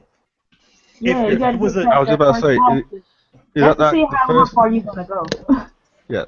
I was just saying, like, is that the first boss, or is it the tutorial boss? It's literally it's the friggin' cleric beast. Yeah, the cleric beast, the first boss in the The game. literal first boss. I don't count that as the first boss. I'll count Gascoigne as the actual first boss. Gascoigne is the first boss. For people who've never played those types of games before, like say me, Mm-hmm. when I beat that beast for the first time, I felt like shit. I had played the whole goddamn game. Because I didn't like Dark Souls because it was too slow. Like Bloodborne was like the perfect sense of speed for me. Definitely. Yeah, and I mean, the other thing is that, you know, some guys out there also play the games on easy. I think that's the issue. For me, that's the biggest issue. Okay, yes, you suck at fucking games, but you know what? You shouldn't be playing that shit on normal. I mean, shouldn't be playing that shit on easy. I can tell you that. Yeah, easy. Yeah, they should at least just play it on normal difficulty. Yeah, hip hop, you're my boy, but you play games on easy, bro. You play games on easy. He is also, I mean, you know, to say this, he is also guilty of not playing a full game. Yeah. Before he does I feel like the only time you don't need to play a full game is an RPG. You know what I'm saying? Or maybe a racer, something that doesn't have like an RPG or a racer. You don't have to play the whole, complete the whole full game to give a review. Because RPG, you could play that joint for 100 hours and still not beat the damn game. So, I mean, but certain games you gotta beat it to give a review. Yeah, for sure. But I don't know. I still maintain that you need to be at least a certain level of proficiency in order to properly review a game. You know. That is also why knowing this, that a lot of reviewers do this sort of thing, but they only play a certain point of the game. If you ever notice, a lot of games have a really sharp polish in the beginning of the game. It really has all the systems and things that are working in it. It's like, okay, we got this, all the different things that they were been advertising. But then you notice in later levels, a lot of that stuff goes on the wayside. It's like, oh wait, I haven't done this in a while, and this was supposed to be a big gameplay thing. Mm-hmm. Yeah, they throw that shit up front because they know people are not going to make it to the end, basically, you know. Or at least a lot of the people reviewing it won't. Yeah, this kind of coincides with everything. Apparently, only 10% of people who played Dark Souls 3 made it to the first. Actually, no, 10% of people did not make it to the first bonfire in the game. Wow, 10%. Holy shit! I'm not fucking with Dark Souls, but I won't shit on the game either, though. Yeah. Yeah, so if you like Bloodborne, you'll like Dark Souls. It's got a little bit of that. Nah, I don't like Dark Souls because it's too. Here's the thing. Well, I kind of disagree with you on that. I like Dark Souls 3. Yeah, no, I like Dark Souls 3. I beat the game and everything, but I still like Bloodborne better. It's more my style. Get in there and just be fucking aggressive. You know. Oh yeah, for sure. Yeah. Dark Souls 3, you got to be, shield up, you be mad slow, which is good. Nothing wrong with that, but it's a different type of thing, you know. You have to be more methodical. Yeah. I like Bloodborne just because of the mechanics. You don't have to be on the defense all the damn time. Like you can be on the offense a little bit. And I always never liked the Dark Souls where you consistently he hits you and then you block and then you hit him and I just didn't like it. It was too slow for me. I would like to say that maybe you're just playing it wrong. And I know that sounds like an asshole thing to say. It may be. I mean, I just never liked the game, and I tried to play Dark Souls 1 and I think 1 or 2. I think 1. Yeah, I tried to play it, and I just couldn't get into it because of how slow paced it was. But Bloodborne, I got right in there, and I was like, oh yeah, this is me right here. Definitely. definitely the Bloodborne was made for people who are more interested in a little bit more of an arcadey feel, a little more, in other words, it's not about how much armor you have on your body, it's more about speed and getting in and out, Yeah, it rewards you for being aggressive, you know. Yeah. And then also, I think that game also helped Dark Souls 3 with the sales. It like for sure. Yeah. And Dark Souls 3 is faster too. People say, "Oh, this is the fastest Dark Souls," you know. Yeah, it is. But yeah, being aggressive in Dark Souls will not really reward you. Being patient and methodical will reward you, which is good too. It's a different reward system. It's also goes against the way a lot of gamers have been taught to play. Yeah. When you play a hack and slash game, what are you doing? You're going in there, you're waving your sword all over the goddamn place. You barely block. God of War. How many times have you really blocked? The only time you really block is to ricochet something off your freaking arm, and that's it. Most of the time you're dodging. Square triangle. Yeah, you dodge exactly. That's probably why I'm dying so much on Neo, because that game is hard as shit too. Man, Neo, shit. I call that Samurai Souls. Yes. I call that trying too hard to be Dark Souls to the point of fault. Well, I love that game though. I love Neo, but they tried too hard to topple the king. Yeah, but it didn't happen, you know. All right, just a couple little quick things here. Brian, I threw this one in here just for you. I threw two things in here, Brian, just for you. GTA 5 shipped 65 million. I've gone past the point of caring. Like right now, Rockstar's ears are full of cash to like just hear me crying, so it doesn't matter. Rockstar would just drowning in cash. Been in the top 10 for like what? How many? Like it's always in the top 10 MPD. Years. The game came out in 2013. Think about that.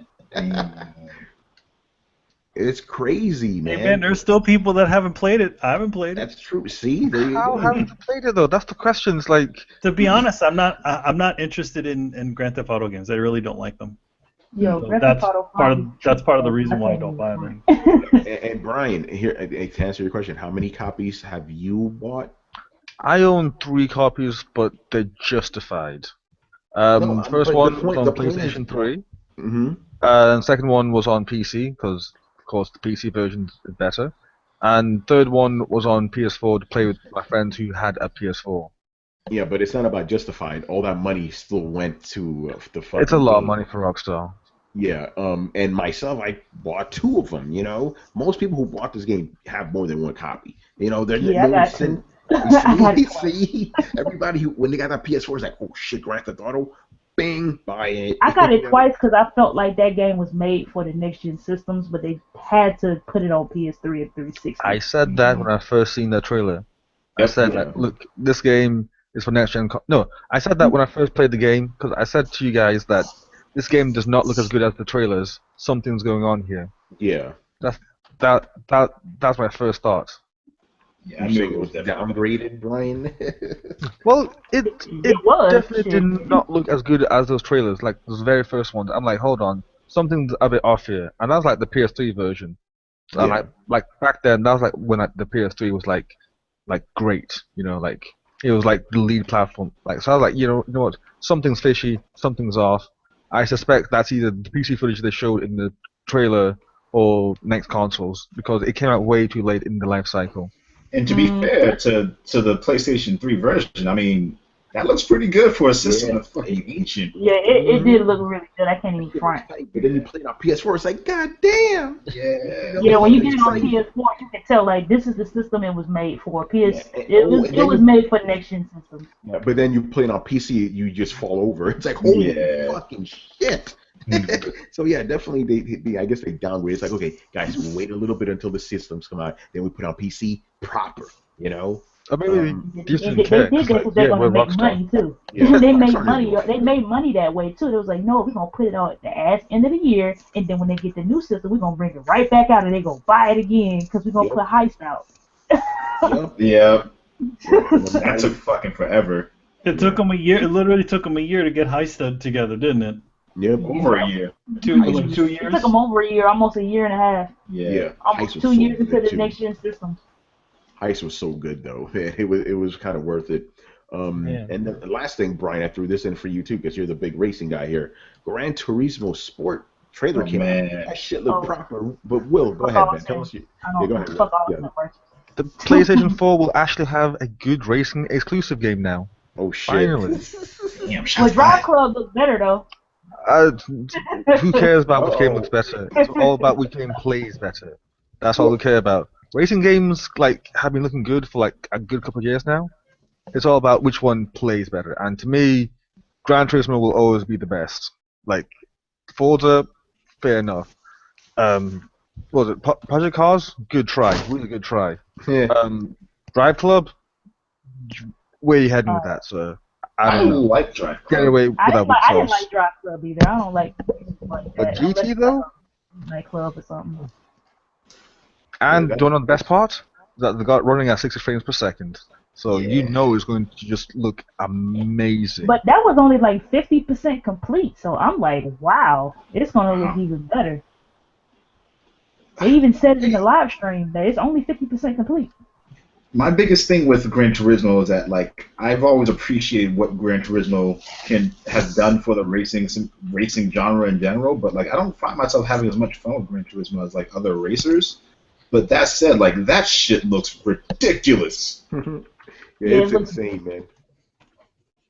I was blown away. I was legitimately like, oh shit. I didn't think we were gonna see anything like this. And you know, the trolls was out talking shit. It's not no Forza killer. I'm like, the last I didn't even know this. The last Gran Turismo that came out has outsold both Forzas this generation combined. Oh And shit. that was the least selling Gran Turismo of all of them.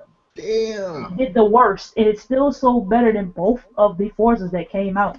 The actual sim racer Forza. It had sold more than both of them combined. Wow. Okay, I didn't know. That's fucking crazy. But, You know, but see, Yeah. saying that stuff gets you blocked. So you're popping the bubble, the special Xbox bubble. Like when you burst it, that's when you get blocked. Now I didn't know that till like I got my boy who's in the console. It's like my little PlayStation group. We have a podcast, and they're like huge racing fans. When I say huge, like he has a wheel. A driving wheel and with the pedal and all that, like he has like 50 wheels and like he takes racing games serious. And he was like, these guys out here really don't know what the fuck they're talking about when it comes to sim racers. He was like, Forza is cool, but it has nothing on Gran Turismo when it comes to actual racing and the mechanics and all that type of stuff. And he one told me about that. I was like, damn, like the least selling Gran Turismo has sold better than both of the Forza this generation combined. Damn. It's kind of not that surprising because I'm pretty sure that Gran Turismo is like the best-selling like PlayStation exclusive. It is. It's the number one Like- franchise that they have. Yeah, it's like if you go back and look at like the high-selling like exclusives on each Sony platform, it's just consistently Gran Turismo. Yeah, I And think Gran that's Turismo not sold like surprising. 75 million. I heard 80 million in like in 75 total. or 80 million. It's somewhere up there. And then GTA 5 is there at 65. What the fuck? Yeah. It's, So much.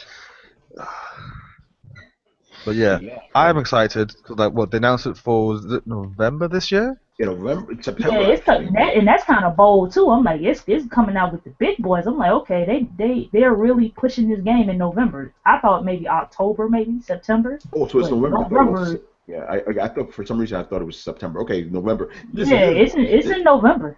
This is yeah. fucking Gran Turismo, dude. Like this shit is crazy. Like especially in fucking Europe, those dudes eat that shit up. So Yeah. it's gonna sell like crazy. And now It BG is. has actually a good reason to post his PlayStation's tweet stuff. Because I read it like a tweet saying, "Oh, PlayStation are killing it this year with Ratchet and Clank and Uncharted and MLB." And it's like, dude, those games are meh at best. Like it's fucking Gran Turismo. Whoa. Ratchet and Clank. No, Okay. New Ratchet and Clank is good. Compared to Gran Turismo, like Compared to Gran Turismo, this Ratchet and Clank is good. compared to Gran Turismo, like I don't know. Not sales wise. does Ratchet- Sales wise, Ratchet and Clank don't do shit. Not even sales, just quality and depth and intrigue and just That Ratchet and like Clank game. attention to detail. My top 3 games this year, Ratchet and Clank is up there. It was a really good game. I'll take a Ratchet and Clank game over a racing game any day, dude. That's not even a contest. But then that's preference over that's subjectivity over objectivity, though. Like I'm purely just saying, like objectively speaking, like Gran Turismo is like in a league of its own. Like I don't think that there are many games that can compare. Like maybe Metal Gear Solid at its peak, it's like I see what how you're trying to much say. time and effort and detail that these guys put into Gran Turismo, because like they that's what you mean. They go in. Yeah. So that's what I mean by when BG says, "Oh, PlayStation has like all these great games." Like, yeah, they're meh at best in terms of like the energy that they put in. Like, it doesn't compare to what. I think. Well, I mean, like you say, Naughty Dog. I think they put a lot of detail into their games. Like that game, Uncharted, Uncharted 4. Level, yeah. I'll say this: my PS4. I have a launch PS4, and like my joint is pretty quiet. But when I play that Uncharted 4, man, my joint sounds like a jet engine. Like they really pushed the PS4. Yo, I'm telling you, Naughty Dog is notorious for it. I believe they killed my fat PlayStation. You know, Uncharted 2, that killed my shit, man. And it wasn't even the full game. It was just the beta for this shit. Oh, Fucking man. murdered it, you know? It was like, I never heard my PS4 sound that loud ever. I'm like, what the hell's going on here? Then like a month So I'm not later, the only dead. one then. You mean PS3? Yeah, PS3, but no, even with PS4, when I put No, pop the in that, PS4 it sounds like a jet engine, bro. crazy. Yeah, Naughty Dog does this shit. Uncharted 3 did the same thing. Right? Metal Gear Solid 5's for iDroid menu makes your PlayStation rev up for some. Yo, that's does. It really does. I noticed that, and I got so mad. And in Metal Gear Solid 4, my PS3 died from Metal Gear Solid 4. I was literally on the last chapter of that game, and I couldn't play any more of it. Like I was on chapter 5. I was stuck a little bit. I was crawling underneath, trying to go towards. I can say spoilers. Going towards the not Psycho Mantis, the Crying Mantis, some shit, whatever. Yeah. And my shit died like right on a spot, and I was like, "This did not just happen." Wow. I got through the whole fucking game except right here. I'm not even lying, yo. If I take this game out of my thing now and put Uncharted 4 in, it sounds like a jet engine, and that's like one of the it's only a few games that does that. I'm like, yo, what the fuck is like? What the hell did Naughty Dog do to this disc to make this PS4 sound like this? Yeah, they tax that fucking engine, man. I'm telling you, man, it's crazy. They always do that shit. You know, but yeah, Gran Turismo Sport. I mean, I'm gonna say the same thing I always say. I don't care. Give me motherfucking Burnout. That's all I care about. I don't care about any other racing game. Give me fucking Burnout. I'm sorry. I need that Midnight Club. Rockstar, make that happen. Where's that? You know. I need not no Midnight LA bullshit either. I need the Midnight Club 3. Need for Speed tried it, but the driving mechanic was ass. But everything else was good. But driving.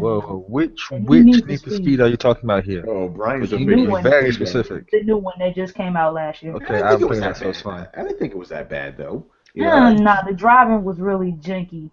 I didn't like it. But everything else was good. I was like, Midnight Club, where are you? Where are my motorcycles? And you know what I'm saying? Like Gran Turismo, I give it respect because it's a big time franchise, but it's just not for me. But yeah, Need for Speed was in, but I still got the platinum in that shit though. You got to throw it in there. Shit. You know what I'm saying? Fuck your platinum, man. I'm about to play. I got all the Telltale games. I'm about to up my platinum game, guys. There you go. You got like 5 of those motherfuckers. But yeah, there we go. I think that's pretty much it for the show. So I'm gonna have you guys plug your shit. Will, man, where can people find you, brother? Yes, if you want to find me, go to blackoni.com. That's BLACKONI. I just started a new channel for some of the crew, the Black Oni crew. So if you go to youtube.com/Black Oni Collective, it is literally a collective of Black Oni members. It's great. I'm so excited for some of the stuff that we're doing, or about to start doing. It's literally a brand new channel. That is awesome. And Jalisa, thank you for being on. I hope you had fun tonight. Yeah, man, it's always a pleasure. I definitely will come back if I have time, man. Definitely had a ball. Nice to meet everybody on here who I don't know. But you can catch me on YouTube, same name, Crunk Girl 711. And also at sheattack.com with all the rest of the lovely ladies over there. Shouts out to my girl Nia, who's the CEO over there. Yeah, we gotta have Nia on the show one day because we already had Yeah, Erica, man. you know. So yeah, we gotta have Nia on for sure. Oh yeah, y'all did already have Erica. I forgot about that. But yeah, man, Erica's I actually met Erica finally when I went to PSX. So. Oh, nice. Because Erica's cool. she's in California. Yeah, I met her last year at E3. She's cool as shit, man. Yeah, that's my girl, man. But yeah, shouts out to everybody over there at She Attack. Thanks everybody for debating and having some good talk over here, man. It was good. I'll definitely come back. Awesome. All right, so let's wrap it up. So thank you for watching and listening. Make sure to follow the Coalition at thecoalition.com. Also, help support the site by donating to our Patreon page. Subscribe to Throwdown on SoundCloud, iTunes, and YouTube. Don't forget to follow us on Facebook and Twitter at Throwdown Show. Links are available in the description below. Once again, our show is Tony Polanco, and tonight's run by Emilio Lopez. Did someone say Metal Gear? Brett Murdock. It's been real, folks. And Kojima is life. Chris Seeley. Hey, take care, everyone. Brian Munjoma.